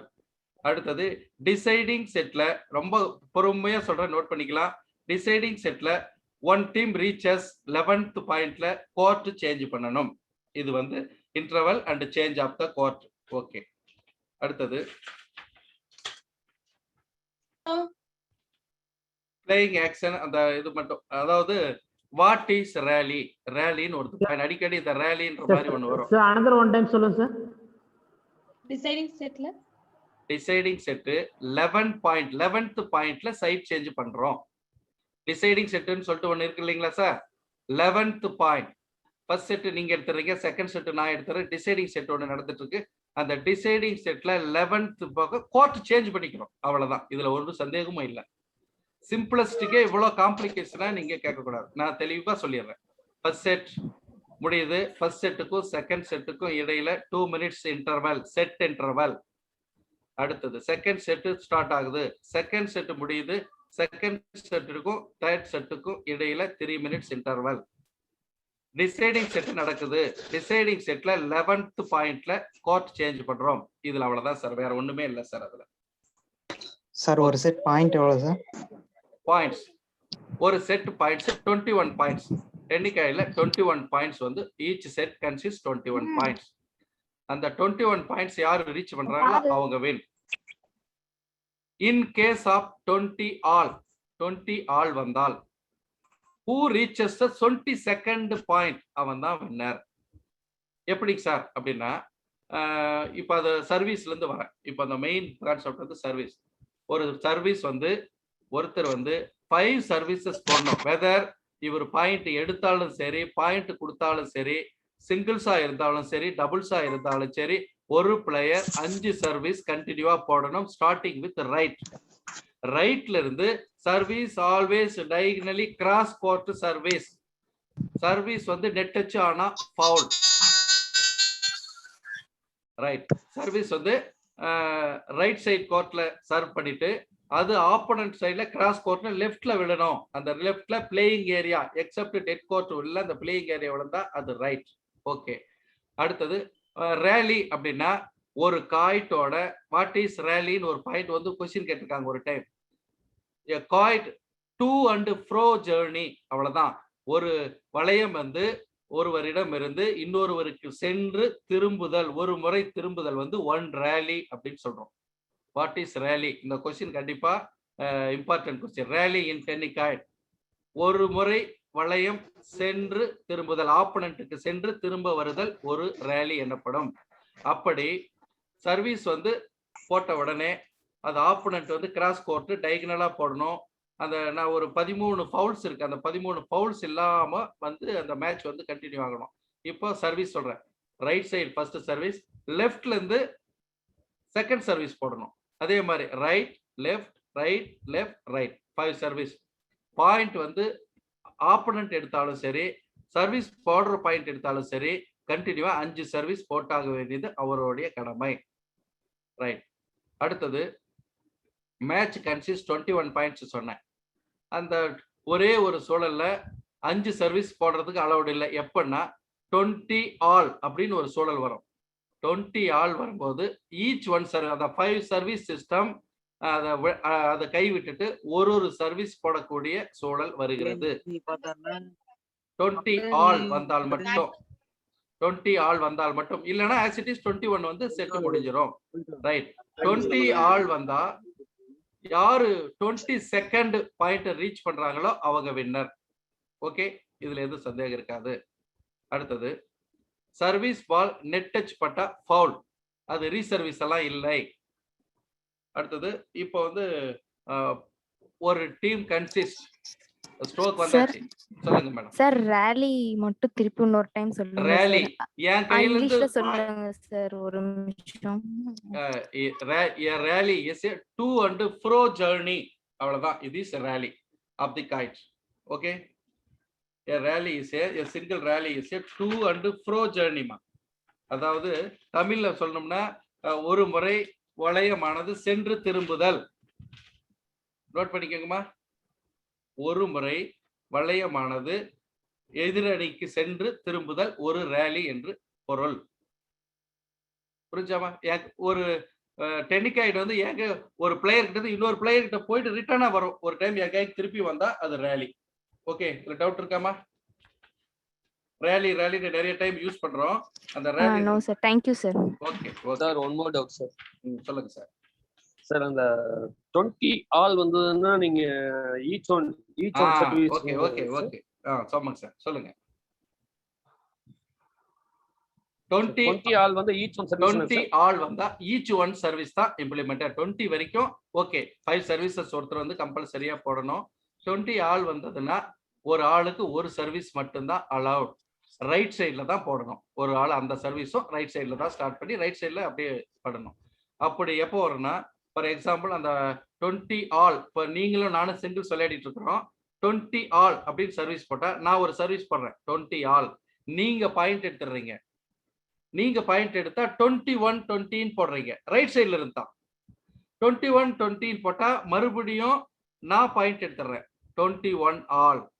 21 all வரக்கூடிய சுச்சுவேஷன்ல ரெஃபரி கூப்பிட்டு பிளேயர்ஸ் கிட்ட this is the braking point, 22 வந்து யாரு ரீச் பண்றாங்களோ அவங்க வின்னர் அப்படின்னு சொல்லிட்டு 22 நான் போடுறேன். 22 ஆல் அப்படின்னு. சாரி, ஹலோ, 21 ஆல் போட்ட உடனே 22 நான் ரீச் பண்ண உடனே அந்த கேம் ஓவர். அந்த இடத்துல 2 பாயிண்ட் டிஃபரன்ஸ் வந்து எதுலையுமே இதுல வராது. டென்னிகாய்ல which is the highest point in டென்னிகாய் 22. யார் 22 ரீச் பண்றாங்களோ அவங்க win in case of 20 all. மற்ற டைம்ல 21 நார்மலா 21 வந்து மேட்ச் பாயிண்ட் வந்து 21. இதுல ஏதாவது சந்தேகமா சார்? சார் ரெண்டு பிளேயருமே ரைட் சைடு தான் சர்வீஸ் பண்ணுவாங்களா சார்? ரெண்டு பிளேயருமே ரைட் சைடுல தான். 20 ஆல் வந்துட்டாவே ரைட். இப்போ இது முக்கியமான பாயிண்ட் சொல்றேன் பாருங்க. ஒரு செட் வந்து கன்சிஸ்ட், அதாவது டைம் டியூரேஷன் 15 மினிட்ஸ் டியூரேஷன்ல ஒரு செட் முடிந்தாக வேண்டும். இது முக்கியமான பாயிண்ட். அதாவது playing time of one set 15 minutes. 10 மணிக்கு ஸ்டார்ட் பண்றோம். தெளிவா சொல்லுங்க சார். ஒரு இப்ப தெளிவாதாமா சொல்லிட்டு இருக்கேன். ஒரு செட்டோட டியூரேஷன் 15 மினிட்ஸ்க்குள்ள முடிக்கணும். ஒரு செட்டோட டியூரேஷன் 10 மணிக்கு தொடங்கினா 10:15 அந்த செட்டு முடிவடைய வேண்டும். இன் கேஸ் முடிவடையில என்ன பண்றது? அப்பதான் 9 ரேலி சிஸ்டம் இம்ப்ளிமெண்டட். எப்படி சார் 9 ரேலிஸ்? ஃபார் எக்ஸாம்பிள், இப்போ மேடம் நானும் வந்து சிங்கிள்ஸ் மேட்ச் விளையாடிட்டு இருக்கோம். 10 மணிக்கு ஸ்டார்ட் பண்றோம். 10:15க்கு ரேலி நடந்துகிட்டே இருக்கு. இன்பிட்வீன் பாயிண்ட் வந்து போயிட்டு வந்துட்டே இருக்கு. பால் இன் பிளே பண்ணும்போது 15 மினிட்ஸ் ஓவர் ஆச்சுன்னா டைம் அங்க டேபிள்ல உட்காந்து இருக்கிற ஸ்கோரர் டைம் கீப்பர் இருப்பார். அவர் வந்து 15 minutes ஓவர் அப்படின்னு சொன்ன உடனே 15 minutes over stop the game அப்படின்னு சொல்லுவாங்க. ஸ்டாப் பண்ணிடுவோம். ஸ்டாப் பண்ணிட்டு கடைசி சர்வீஸ் நான் போட்டிருக்கிறேன். என்கிட்ட இருந்து 9 ரேலி சிஸ்டம் இம்ப்ளிமெண்டட் அப்படின்னு சொல்லி போடணும். என்னத்துக்கு இந்த 9 ரேலி சிஸ்டம் அப்படின்னா 15 minutes முடிஞ்ச உடனே ஒரு சர்வர் 9 ரேலிஸ்க்குள்ள இப்ப நான் சர்வீஸ் போடுறேன். 9 ரேலிஸ் என்ற சர்வீஸ் நான் சர்வீஸ் போட்டா 9 ரேலிஸ்க்குள்ள நான் பாயிண்ட் எடுத்தணும். இல்லைன்னா 9 ரேலிஸ் முடியும் போது நான் பாயிண்ட் எடுக்கலன்னா ஆப்பனன் அந்த point goes to point. For example இப்போ 9 rally system 15 minutes game over ஆயிடுச்சு. 9 ரேலி சிஸ்டம் இம்ப்ளிமெண்டட். நான் இப்போ சர்வீஸ் போடுறேன். சர்வீஸ் போட்ட உடனே அந்த செகண்ட் ரெஃபரி ஒருத்தர் வந்து இந்த எண்ணிட்டே இருப்பார். ரேலி கவுண்ட் பண்ணுவார். 1 உங்ககிட்ட போயிட்டு வந்துடும். 1 2 மறுபடியும் போயிட்டு வந்துருச்சு காயிட். மறுபடியும் போயிட்டு வந்துருச்சு காயிட். 9 முடிஞ்சிட்டா நோ ப்ராப்ளம். யாருக்கோ அது ஒரு பாயிண்ட் போயிடும். அந்த 9 ரேலி சிஸ்டம் இம்ப்ளிமெண்டட்லயும் ஈச் ஒன் சர்வீஸ் தான் போடணும். ரைட் சைட்ல 20 ஆள் வந்தா ஒரு சர்வீஸ் மாதிரி 9 ரேலி சிஸ்டம் இம்ப்ளிமெண்ட் பண்ணும்போது ரைட் சைட்ல இருந்து ஒரு சர்வீஸ் தான் அலௌடு. ஏன்னா அந்த 9 ரேலிஸ்க்குள்ள சர்வர் கண்டிப்பா பாயிண்ட் எடுக்கணும். பாயிண்ட் எடுக்கல அப்படின்னா 9th ரேலியோட ஸ்டாப் பாயிண்ட் கோஸ்ட் ஆப்பனன்ட் அவருக்கு அடுத்த வாய்ப்பை கொடுக்குறோம் சர்வீஸ் போடுறதுக்கு. அவர் 9 ரேலிஸ்க்குள்ள பாயிண்ட் பிடிக்கணும். Server gets the point within 9 rallies. அதுதான் வந்து 9 ரேலி சிஸ்டம் இம்ப்ளிமெண்ட். இது வந்து அந்த 21 பாயிண்ட் வரைக்கும் போகும். இதுல ஏதாவது 9 ரேலி சிஸ்டம் செட் டியூரேஷன்ல ஏதாவது இது இருந்தா சொல்லலாம். ஓகே சொல்லுங்க சார். 9 ரேலி கொடுக்குறீங்க. ஆமா. ஈச் ஒன் கொடுக்குறீங்க. ஆமாங்க. அதுலயுமே 2 பேரும் ஆளுக்கு ஒரு பாயிண்ட் எடுத்தாங்கன்னா என்ன பண்றது? ஆளுக்கு ஒரு பாயிண்ட் எடுத்தா எப்படியாவது ரீச் பண்ணி, அதாவது ஒரு செட் என்ன பண்றாங்கன்னா அந்த ஷோகேஸ் மேட்ச் மாதிரி இப்ப நீங்களும் நானும் பேசி வச்சுக்கிட்டு டெமான்ஸ்ட்ரேஷன் மேட்ச் மாதிரி தொடர்ந்து ½ ரேலிலே இருக்கும். நடுவருக்கு கழுத்தே உடைஞ்சிரும். திரும்ப திரும்ப இந்த பக்கம் திரும்பிட்டே இருப்பாங்க. அந்த மாதிரி நடந்ததுனால ஃபெடரேஷன் வந்து இந்த ரூலை இம்ப்ளிமெண்ட் பண்ணாங்க. தொடர்ந்து ½ ரேலிலே இருந்தா என்ன சார் ஆகுறது? அதனால சர்வீஸ் போடும்போது ஒருத்தருக்கு ஒரு சர்வீஸ் அந்த 9 ரேலிஸ்ல பண்ணும்போது ஈக்குவல் சாய்ஸ். அவருக்கு ஒரு சர்வீஸ், எனக்கு ஒரு சர்வீஸ். அதுக்குள்ள இந்த 9 ரேலிஸ்க்குள்ள அந்த 21 பாயிண்ட்ஸ் மேக்சிமம் அந்த டைம் டியூரேஷனை கம்மி பண்றதுக்காக தான் அந்த மாதிரி வச்சிருக்காங்க. இப்ப நான் 9 ரேலிஸ் எப்படி ஒரு சர்வீஸ்க்கு ஒரு பாயிண்ட் யாராவது எடுத்தே ஆகணும் வித்தின் ரெஸ்ட்ரிக்ஷன் ஆஃப் 9 ரேலிஸ்க்குள்ள. அதனால சீக்கிரமா அந்த 21 வந்து ரீச் ஆயிடலாம். Okay sir. 9 ரேலிஸ் டியூரேஷன் ஏதாவது டவுட் இருந்தா கேட்கலாம் சார். 9 ரேலிஸ்ல வந்து பாயிண்ட் எடுக்கலனா 9 ரேலிஸ் சர்வீஸ் மட்டும் ஆப்பனன்ட்க்கு போமா பாயிண்ட் வித் சர்வீஸ் தான் சார். 9 ரேலிஸ் வந்து நீங்க சர்வீஸ் போடுறீங்க மேடம். சர்வீஸ் போட்டா 9 ரேலிஸ்க்குள்ள நீங்க பாயிண்ட் எடுக்கணும். பாயிண்ட் எடுக்கல நடுவர் ஸ்டாப் பாயிண்ட் கோஸ் டு என் பேரை சொல்லிடுவாரு. நான் அடுத்தது சர்வீஸ் போடுவேன். அந்த 9 ரேலிஸ்க்குள்ள நான் பாயிண்ட் எடுக்கணும். இல்லனா point with service to opponent. ஆமா அப்படிதான். ஆளுக்கு ஒரு சர்வீஸ் போட்டாகணும். 9 ரேலிஸ்க்குள்ள server get the point, must get the point. இல்லனா பாயிண்ட் கோஸ் டு ஆப்பனன்ட் 9 ரேலிஸ்ல. அதுக்கு தான் அந்த 9 ரேலி சிஸ்டம் இம்ப்ளிமெண்டட். இது வந்து 100 மேட்ச்ல ஒரு 10 மேட்ச் இந்த மாதிரி வரலாம். மீதி 90 மேட்ச் வந்து 15 மினிட்ஸ்க்குள்ளே முடிஞ்சிரும். Okay right. இப்போ ஃபவுல்ஸ்க்கு போலாம் sir. Sir one more doubt sir. சொல்லுங்க சார். ஒரு நிமிஷம் டவுட் சார். சொல்லுங்க மேடம். இப்போ நம்ம 21 பாயிண்ட் நம்ம பாயிண்ட் சொன்னீங்க தானே சார்? 21 பாயிண்ட்னு ஹை ஸ்கோர் பாயிண்ட் வந்து 22ன்னு சொன்னீங்க தானே சார்? இப்போ எக்ஸாம் வியூல வந்து நம்மளுக்கு வந்து 2 நம்பருமே கொடுத்து 21 போட்டுக்கங்க. பீக் ஹையஸ்ட் பாயிண்ட் கேட்டா 22 போட்டுக்கங்க. Match consist 21 points. ஓகே அவ்வளவுதான். இது வந்து எக்ஸாம்ஷனல் சிச்சுவேஷன் தான். நான் இந்த 22 வந்து பிரேக்கிங் பாயிண்டா தான் நான் சொல்றேன். டீம் கம்ஸ் அதாவது மேட்ச் வந்து பாயிண்ட் வந்து 21 தான் நீங்க பாயிண்ட் ஆஃப் வியூ எடுத்துக்கணும். In case of 20 all match point highest point வந்து 22. இதுல எதுவும் சந்தேகம் இல்லை. நீங்க 21 ரிமெம்பர் பண்ணிக்கங்க. ஹையஸ்ட் பாயிண்ட் கேட்டா மட்டும் 22 போட்டுக்கோங்க. அது எந்த சூழல் வரும்னு அது கேள்வி கொஸ்டின் செட் பண்றவங்களே தெரியும். இப்போ போன டிஆர்பியில் கொஸ்டின் செட்டராக நான் போயிருக்கிறேன். அதனால அந்த எப்படி அந்த டெக்னிக்கல் பர்சன்ஸ் வந்து அந்த கொஸ்டின் எடுப்பாங்கன்றது கரெக்டாக தெளிவாக தான் எடுப்பாங்க. Okay madam. சொல்லுங்க சொல்லுங்க சார். சார் இப்போ வந்து பாத்தீங்கன்னா 9 ரேலி சிஸ்டம் சொன்னீங்களா சார்? ஆமாங்க. அதுலயும் மேட்ச் வந்து பார்த்தா பாயிண்ட் வந்து ஈக்குவலா இருந்துச்சுன்னா ஈக்குவலா தான் அதுலயும் 22 வந்தே ஆகணும் கண்டிப்பா. 22 ரீச் ஆகணும் சார். யாராவது ஒருத்தர் ரீச் ஆகணுமே இல்லையாங்க சார்? 9 ரேலிஸ் விளையாடிட்டே இருந்தா ரீச் ஆகுவாங்களா மாட்டாங்களா? இல்ல சார் அப்படி இல்ல சார், நீங்க என்ன சொன்னீங்கன்னா கன்சிஸ்ட் ஃபார் டைம் தான் சொன்னீங்க. 15 நிமிஷத்துக்கு மேல டைம் டியூரேஷன் 15 நிமிஷம். ஆனா 9 ரேலிஸ்க்குள்ள சீக்கிரமா பாயிண்ட் எடுத்து அந்த ரீச் பண்ணிடுவாங்கன்னு சொல்ல வரேன், வேற ஒண்ணும் இல்ல. அப்படி வரலைன்னா என்ன சார் பண்றது? சார் வந்தே ஆகும் சார். சப்போஸ் வரலைன்னா சார் நீங்க வந்து இதுக்காக கேட்கலாம். இப்ப நார்மலா ரேலியை நீங்களும் நானும் அரை மணி நேரம் போடலாம். 9 ரேலிஸ்க்குள்ள நீங்க பாயிண்ட் எடுக்கணும்னா வித்தின் அந்த 9 ரேலிஸ் வந்து ஒரு 1 மினிட்டுக்குள்ள அந்த பாயிண்ட் எடுத்துடலாம். 1 மினிட்டுக்குள்ள எடுக்கலாம்னா அந்த 15 மினிட்ஸ்க்குள்ள சீக்கிரம் இது முடிஞ்சிடும் சார். கேம் முடிஞ்சிடும், கண்டிப்பா முடிஞ்சிடும். 9 ரேலிஸ் சிஸ்டம் இம்ப்ளிமெண்ட் பண்ணும்போது முடியறதுக்கான காலத்தின் கட்டாயமா ஆயிடுது. Okay sir. இல்ல சார் நீங்க சொல்றது ஓகே. 9 ரேலிஸ் வர வரைக்கும் ஓகே சார். 9 ரேலிஸ்க்குள்ள sir after the class question வந்து கேட்க சொல்லிருக்காரு சார். புரிஞ்சுங்க சார். 9 ரேலிஸ்க்குள்ள கண்டிப்பா முடிஞ்சே ஆகணும். எப்படியாவது 21 பாயிண்ட் ரீச் ஆயிரணும். அப்படியே 9 ரேட்ல 20 ஆள் வந்தா கூட இதே ஒரு சர்வீஸ் தான். 22 யாரும் கண்டிப்பா ரீச் பண்ணி ஆகணும். அதனால கண்டிப்பா கேம் முடியறதுக்கான 100% வாய்ப்புகள் இருக்கு. ஒரு நாள் நீங்க நேரில் வாங்க, விளையாடி உங்களுக்கு விளக்குறேன். Okay sir. நெக்ஸ்ட் சார் சொல்லுங்க சார். சார் 9 ரேலிஸ் சிஸ்டம்ல சார் ஹலோ சொல்லுங்க. One doubt sir. Sir already sir சொல்லிட்டாரு. டவுட் லாஸ்ட்ல கேட்டுக்கோங்க. டவுட்ல நீங்க எல்லாத்தையும் நோட் பண்ணி வச்சுக்கங்க. கடைசியா நான் இந்த இது கொடுத்த ப்ராஜெக்ட்டை நான் இப்ப பிடிக்கணும். Okay sir. ஓகே பண்ணலாம். அடுத்தது ரேலி நோட் பண்ணி. யாரும் இங்கிலீஷ்ல வந்து அந்த ரேலிக்கு வந்து என்னன்றதை கேட்டீங்க. யா ரேலி இஸ் நோட் பண்ணிக்கங்க sir. Rally is complete if the kite completed 1 and 2 and fro journey. Note padika. A rally is complete if the kite completed 1, 2 and fro journey. இதுதான் வந்து rally. சார் தமிழ்ல எப்படி ரிப்ளை பண்ணுங்க sir? rally வளையமானது ஒருவரிடமிருந்து எதிரணிக்கு சென்று எந்தவித பவுலும் இல்லாமல் திரும்ப வருதல். இதுதான் ஒரு முறை வளையம் சென்று திரும்புதல், எதிரணிக்கு சென்று திரும்ப வருதல் ஒரு ரேலி என்று அழைக்கப்படும். Excuse me sir.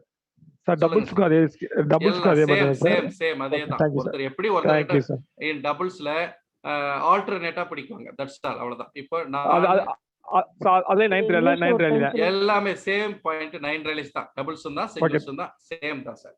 ஓகே. நீங்க சார் ஒருத்தருக்கு 10 क्वेश्चनக்கு நாளே நான் ரிப்ளை பண்றேன். கடைசியா ஏன்னா இடையில பிரேக் ஆனா இது பண்ணலாம். அது எது சம்பந்தமானது சொல்லி கடைசியா நீங்க கேட்டுக்கங்க. ரைட். அடுத்தது ஃபவுல்ஸ். ஜஸ்ட் நோட் பண்ணிக்கங்க. What are the fowls in tennis coin? இப்பதான் மெயின் சாம்பர் வரும். 1 வாப்லிங். WO அதுல இப்ப இருக்கு பாருங்க. Foul strokes. வாப்லிங். சார் அது தமிழ்ல சொல்லுங்க சார். அதுதான் சார் விளக்குவேன் சார். நோட் பண்ணிக்கங்க. விளக்க ஒன்னொன்னையும் நான் வந்து எக்ஸ்பிளைன் பண்ணிடுறேன். தமிழ்லயும் எக்ஸ்பிளைன் பண்றேன், இங்கிலீஷ்லயும் எக்ஸ்பிளைன் பண்றேன். நீங்க வந்து கொஞ்சம் பொறுமையா கேட்கணும். ஒண்ணு கேட்கறதுக்குள்ள அடுத்ததுக்கு போக கூடாது. Okay. 1 wobbling. Second 1 shaking. SHAKING. அப்புறமா நான் சொல்லும் போது நீங்க அதை தெளிவா போட்டுக்கங்க. Shaking.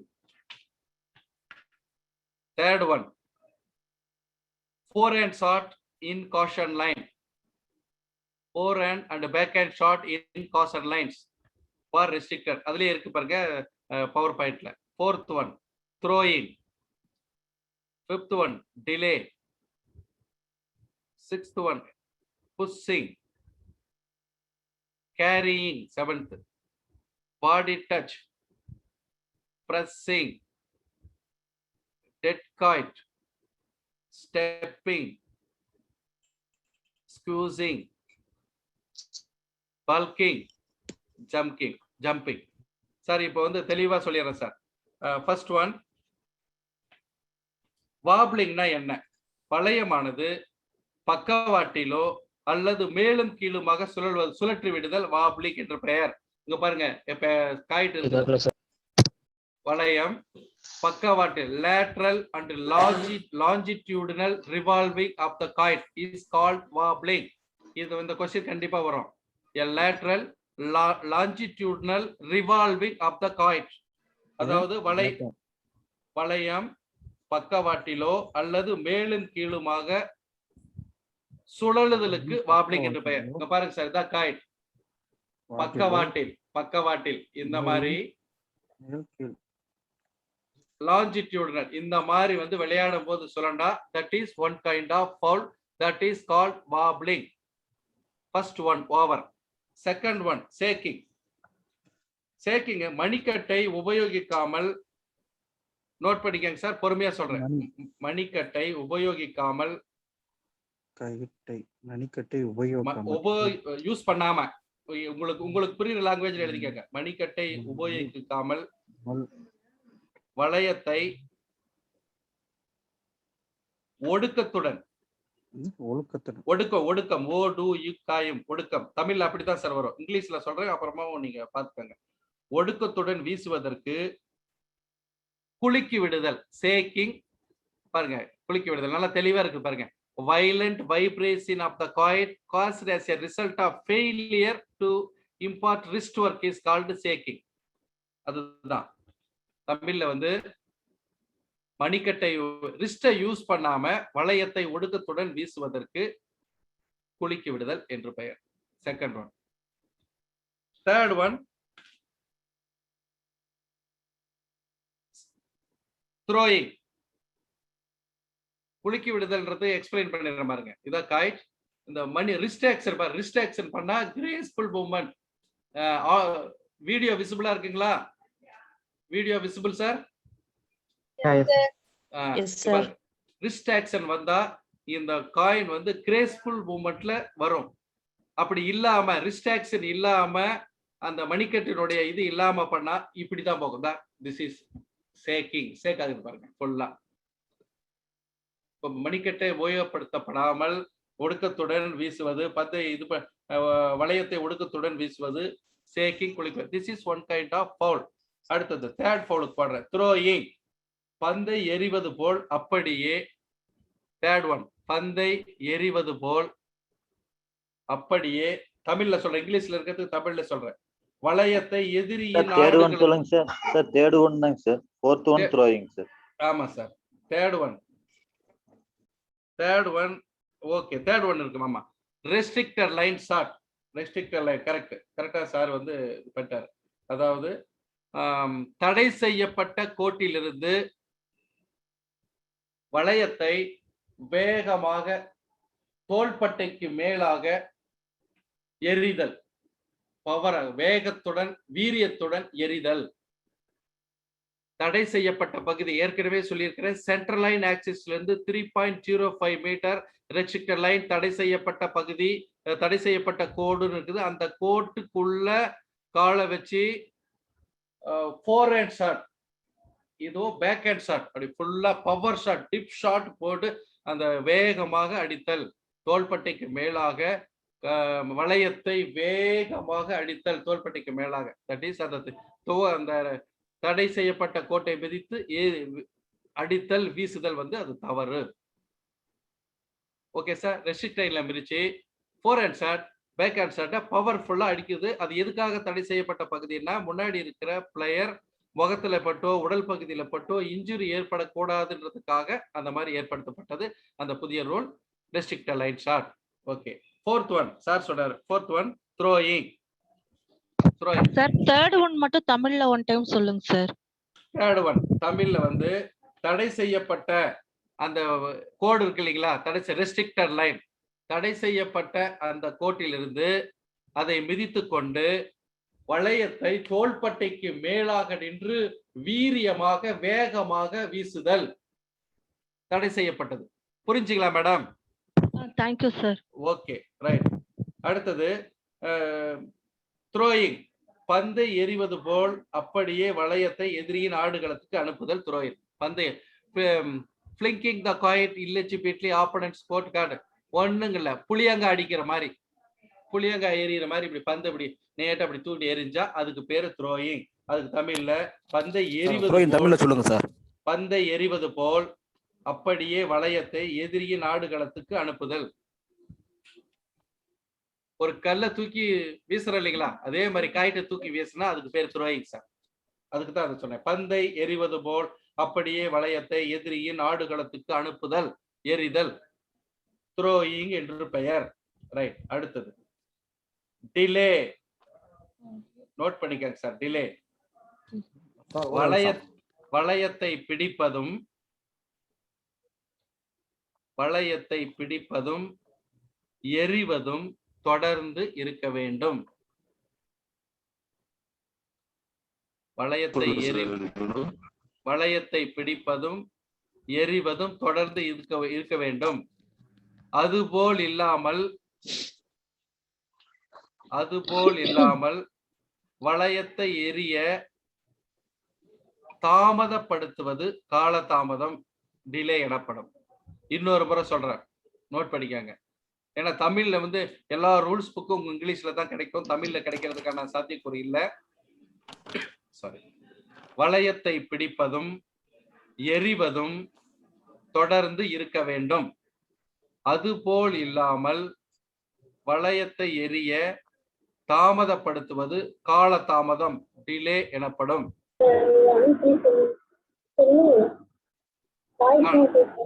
ஓகே. இப்போ அது பாரு, ஒரு சில பேர் இந்த டவுட் வந்து கேட்பாங்க. நீங்க கேட்கறதுக்கு முன்னாடியே கேட்கறதுக்கு முன்னாடியே சொல்லிடுறேன். வளையத்தை வந்து பிடிச்ச உடனே இம்மிடியட்டா சென்ட் பண்ணுவோம். இந்த காயிட் வந்து 1 கோர்ஸ் ஆஃப் ஆக்சன் இருக்கணும். பந்தை ரிசீவ் பண்றோம், இம்மிடியட்டா சென்ட் பண்றோம். பந்தை ரிசீவ் பண்ணிட்டு இப்படி வச்சுட்டு யோசனை பண்ணிட்டு இப்படி போட்டா டிலே. எந்த இடத்துலயும் செக் பண்ணி நிறுத்தக்கூடாது. அதுதான் வந்து டிலேன்னு சொல்லிட்டு சொல்றோம். அது ஓகே. தென் நெக்ஸ்ட் அமுத்துதல், பிரஸ்ஸிங், புஷ்ஷிங், பிரஸ்ஸிங் சொல்லுவாங்க. உள்ளங்கையால் நொடித்து வளையத்தை தள்ளுவதற்கு அமுக்குதல் என்று பெயர். உள்ளங்கையால் நோட் பண்ணிக்கங்க சார். உள்ளங்கையால் நொடித்து, ஜெர்க்குன்னு சொல்லிட்டு போட்டுங்க. நொடித்துன்றதுக்கு ஜெர்க். உள்ளங்கையில வந்து ஜெர்க் பண்ணி வளையத்தை தள்ளுவதற்கு பந்தை அமுக்குதல் என்று பெயர். அதுக்கு இங்கிலீஷ்ல shoving the kite with a jerk is called pushing. எப்படி கேட்பாங்க sir? shoving, SHOVING, shoving the kite with a jerk is called pushing. ஒண்ணு இல்ல, காயிட்டை வச்சு புஷ் பண்றோம், அவ்வளவுதான். Throwing, pushing, pressing. Pushing pressing வந்து ஒரே மாதிரி வரும். புஷ்ஷிங் பிரஸ்ஸிங் நேரடியா புஷ் இது பண்ணிட்டு இந்த விரல்களால வச்சு அமுக்கி விடுறது. சார் வணக்கம். தமிழ்ல மட்டும் சொல்லுங்களா சார்? அப்படியே இப்பதான் தமிழ்ல சொன்னேன் சார். உள்ளங்கையால் நொடித்து வளையத்தை தள்ளுவதற்கு புஷ்ஷிங் என்று பெயர். உள்ளங்கையால் நொடித்து ஜெர்க், JERK, அந்த வார்த்தைக்கு தான் நொடித்துன்னு பேரு. தமிழ்ல அப்படித்தான் வரும். வளையத்தை தள்ளுவதற்கு ஈஸியஸ்ட் மீனிங் வந்து இந்த உள்ளங்கையில வச்சு இதை பிடிச்சி இப்படி அமுக்கிடுவான். வாலிபால்ல வந்து இப்படி ரிஸ்ட் ஆக்ஷன் பண்ணி பிளேஸ் பண்றான் பாரு. இவ்வளவு இப்படிதான் என்னால விளக்க முடியும். பிளேஸ் பண்ற மாதிரி பிடிச்சி அமுக்கி விட்டா அதுக்கு பேரு புஷ்ஷிங், பிரஸ்ஸிங். ஓகே என்று பெயர். அதாவது flinging the kite illegitimately to the opponent's court is called throwing, pushing. shoving the kite with a jerk, jerkோட அப்படி பிடிச்சு அமத்தனா அதுக்கு பேர் புஷ்ஷிங் என்று பெயர். அடுத்த பாயிண்ட். இல்லமா பேசாம இருமா. ஏமா? carrying. carrying நோட் பண்ணுங்க. வளையத்தை தலைக்கு மேலோ அல்லது பின்புறமாக பிடித்து, வளையத்தை தலைக்கு மேலோ அல்லது பின்புறமாக பிடித்து கையை அரைவட்ட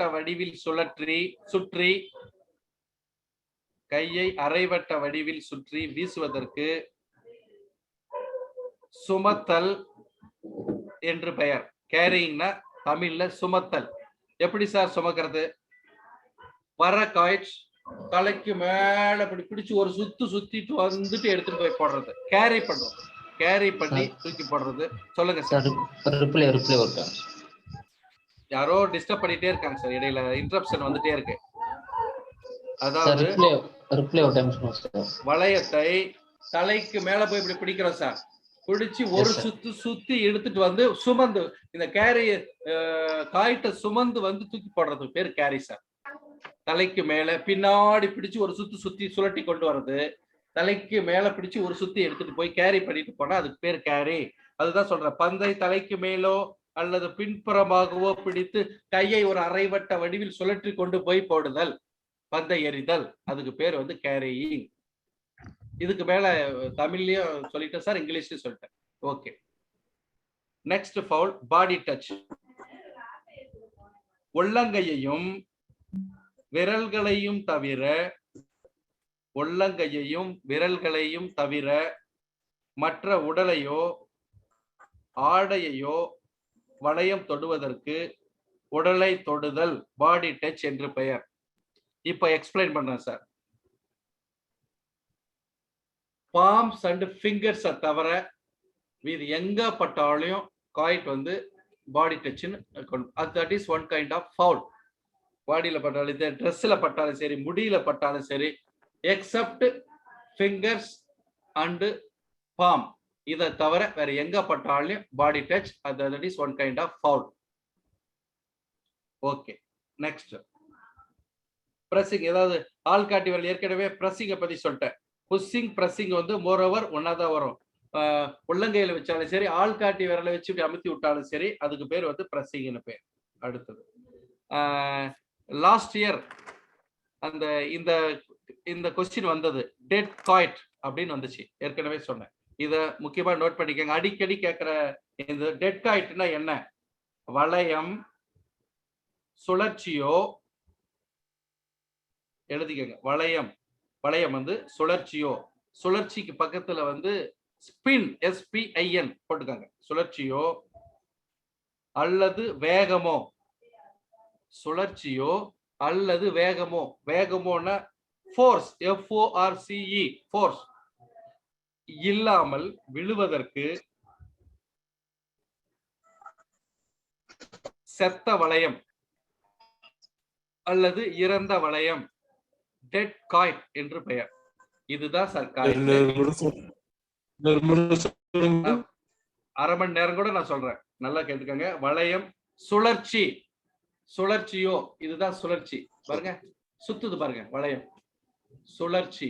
இந்த சுழற்சி இருக்கணும் கண்டிப்பா. இந்த ஸ்பின் இருக்கணும், வளையத்துல கண்டிப்பா ஸ்பின் இருக்கணும். சுழற்சி இல்லாம இருந்தா அது டெட் காய்ட் பேர். சுழற்சி இருக்கணும், அதே மாதிரி ஃபோர்ஸ் இருக்கணும், ஃபோர்ஸ் வேகம் பாருங்க, இது இருக்கணும். இது இல்லாம வளையம் வந்து அப்படி கீழே இப்படி விழுற மாதிரி சாதாரணமா இப்படி விழுந்தா, எந்த விதமான சுழற்சியும் வேகமும் இல்லாமல் கீழே விழுந்தால் அந்த வளையம் டெட் காய்ட் என்று பெயர். அடுத்தது அதுக்கு இங்கிலீஷ்ல, if the kite lands without any force or spin is called dead kite. Dead kite, if the kite, இங்கிலீஷ்ல நோட் பண்ணிக்கங்க, முக்கியமான point. if the kite lands, LANDS, லேண்ட்னா லேண்ட் ஆகிறது, without any spin, சுழற்சி இல்லாமல், without any spin or forceன்றது சுழற்சி, spin வேகமோ சுழற்சியோ இல்லாமல் அந்த வளையம் கீழே விழுந்தால் அதுக்கு பேரு டெட் காய்ட் என்று பெயர். வேற ஏதாவது சந்தேகமா சார் டெட் காய்ட் சம்பந்தமா? சார் இங்கிலீஷ்ல சொல்லுங்க சார்.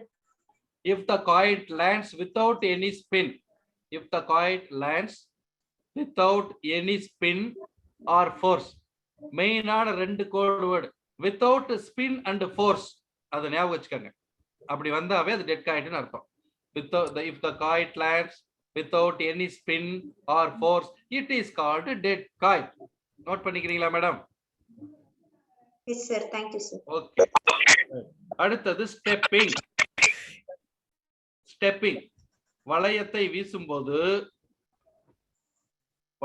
வீசும்போது ஒரு அடியோ அல்லது பல அடிகளோ எடுத்து வைப்பதற்கு அடி எடுத்து வைத்தல் ஸ்டெப்பிங் என்று பெயர். Stepping.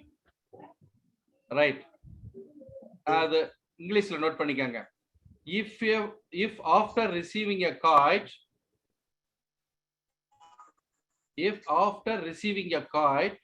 a player takes one or more steps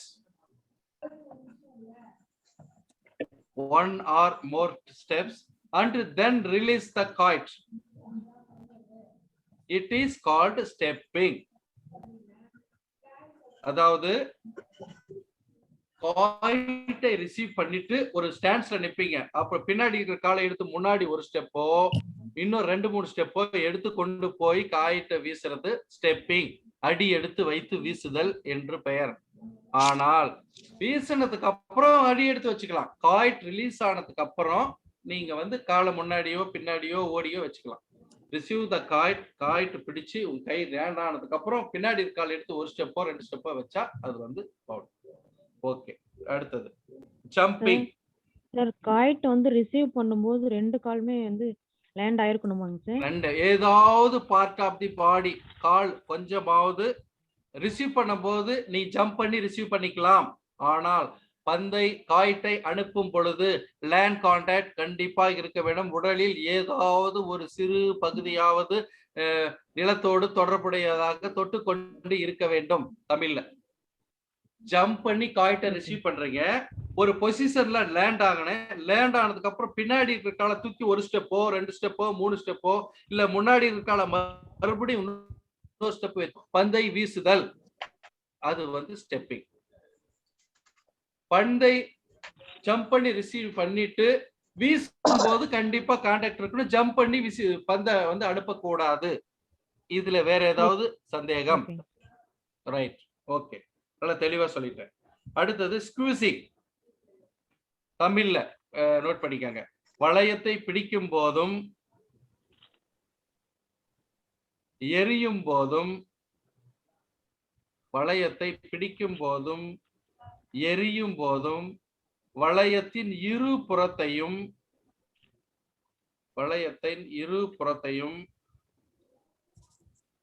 உள்ளங்கைகளாலும்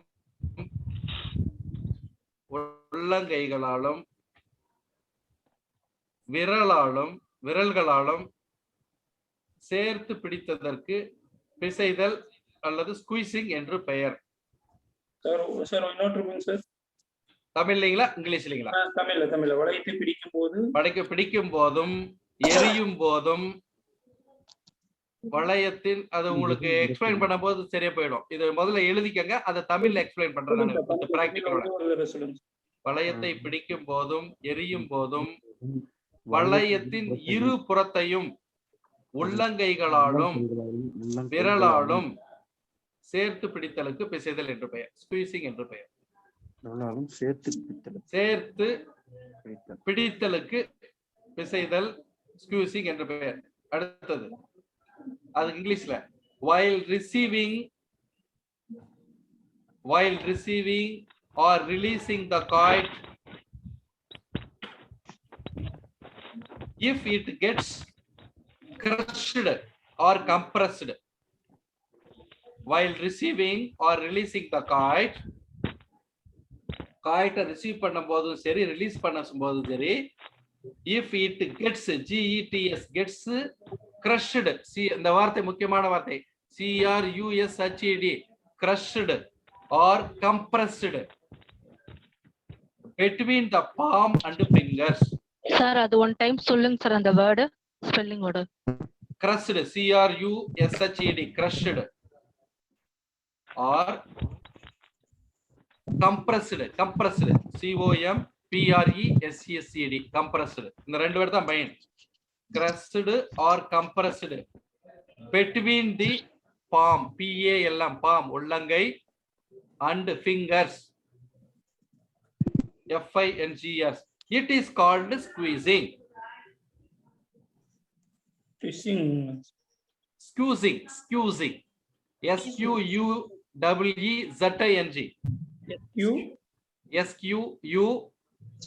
இதுல 12வதா இருக்குது பாருங்க sir. SQUEEZING ZING squeezing. Okay, explain பண்ணிட்டுங்களா? while receiving the kite வரும்போது இப்படிதான் ஹோல்ட் பண்ணி பிடிக்கணும். இப்படி பிடிக்கலாம், இப்படி பிடிக்கலாம்.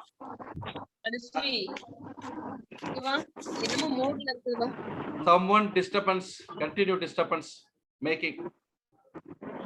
வளையத்தை பிடிக்கும் போதும் பாயிண்ட் வருது சென்ட் பண்ணும்போது டக்குன்னு பாரு வளையத்தை, இதுதான் ஸ்குவீசிங். பாத்துக்கங்க, ஸ்குவீசிங். பிடிக்கும் போதும் எரியும் போது இந்த இது இப்படி மாட்டிக்கினா கூட ஸ்குவீசிங். பந்தை பிடிக்கும் போது வளையத்தின் இரு புறத்தையும் உள்ளங்கைகளாலும் விரல்களாலும் அமுக்குதல் ஸ்குவீசிங். இதோட உதாரணம் சொல்ல முடியாது. ஓகே, அடுத்தது பால்கிங். BAULKNG நோட் பண்ணிக்கங்க. பால்கிங் வளையம் வீசும்போது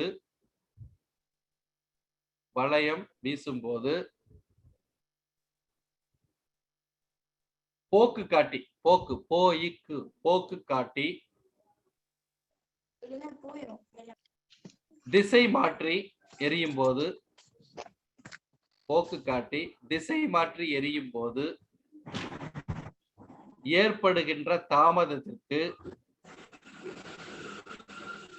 திசை மாற்றும் பெயர். மறுபடியும் கேட்பீங்க, சொல்றேன். வளையம் வீசும்போது போக்கு காட்டி திசை மாற்றி எரியும் போது ஏற்படுகின்ற தாமதத்திற்கு திசை மாற்றும் கால தாமதம் பல்கிங் என்று பெயர். இங்கிலீஷ்ல if the follow on of the kite, if the follow on of the kite is not continuous, if the follow on of the kite is not continuous but it is changed,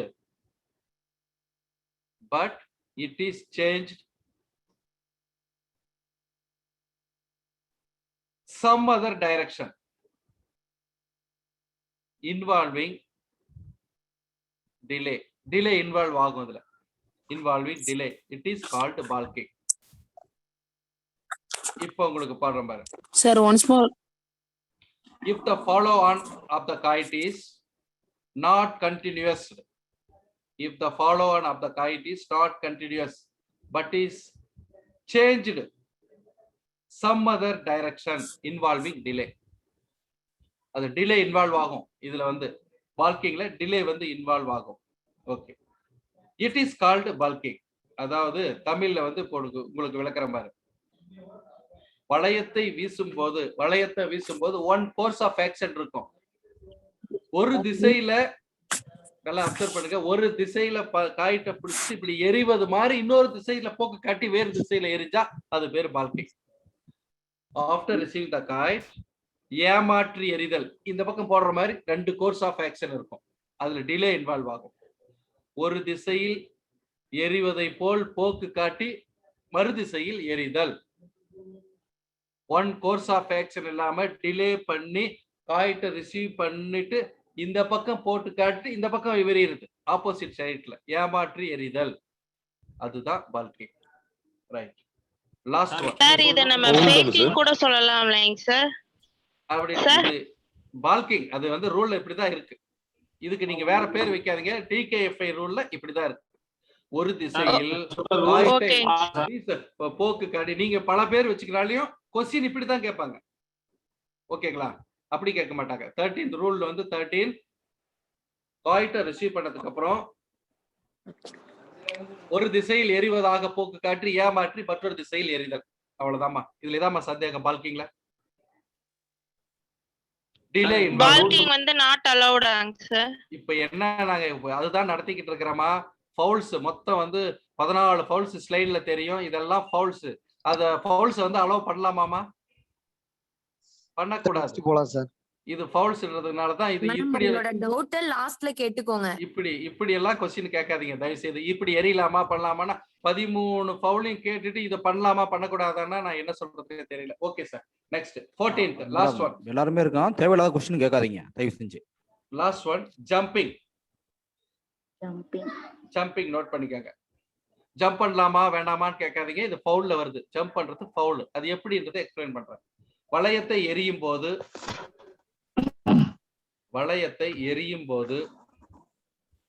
2 கால்களும் தரைக்கு மேல் இருப்பதற்கு தாண்டுதல் என்று பெயர். 2 கால்களும் தரைக்கு மேலே இருப்பதற்கு, லேண்ட் கான்டாக்டே இல்லாம இருப்பதற்கு, தரைக்கு மேல் இருப்பதற்கு தாண்டுதல் என்று பெயர். வளையத்தை எரியும் போது, ஆனால் வளையத்தை பிடிப்பதற்காக ஜம்ப் பண்ணலாம். எரியும் போதுதான் லேண்ட் கான்டாக்ட் கண்டிப்பா இருக்கணும். அதுக்கு இங்கிலீஷ்ல நோட் பண்ணிக்காங்க. If both feet of a player, if both the feet of the player are in the air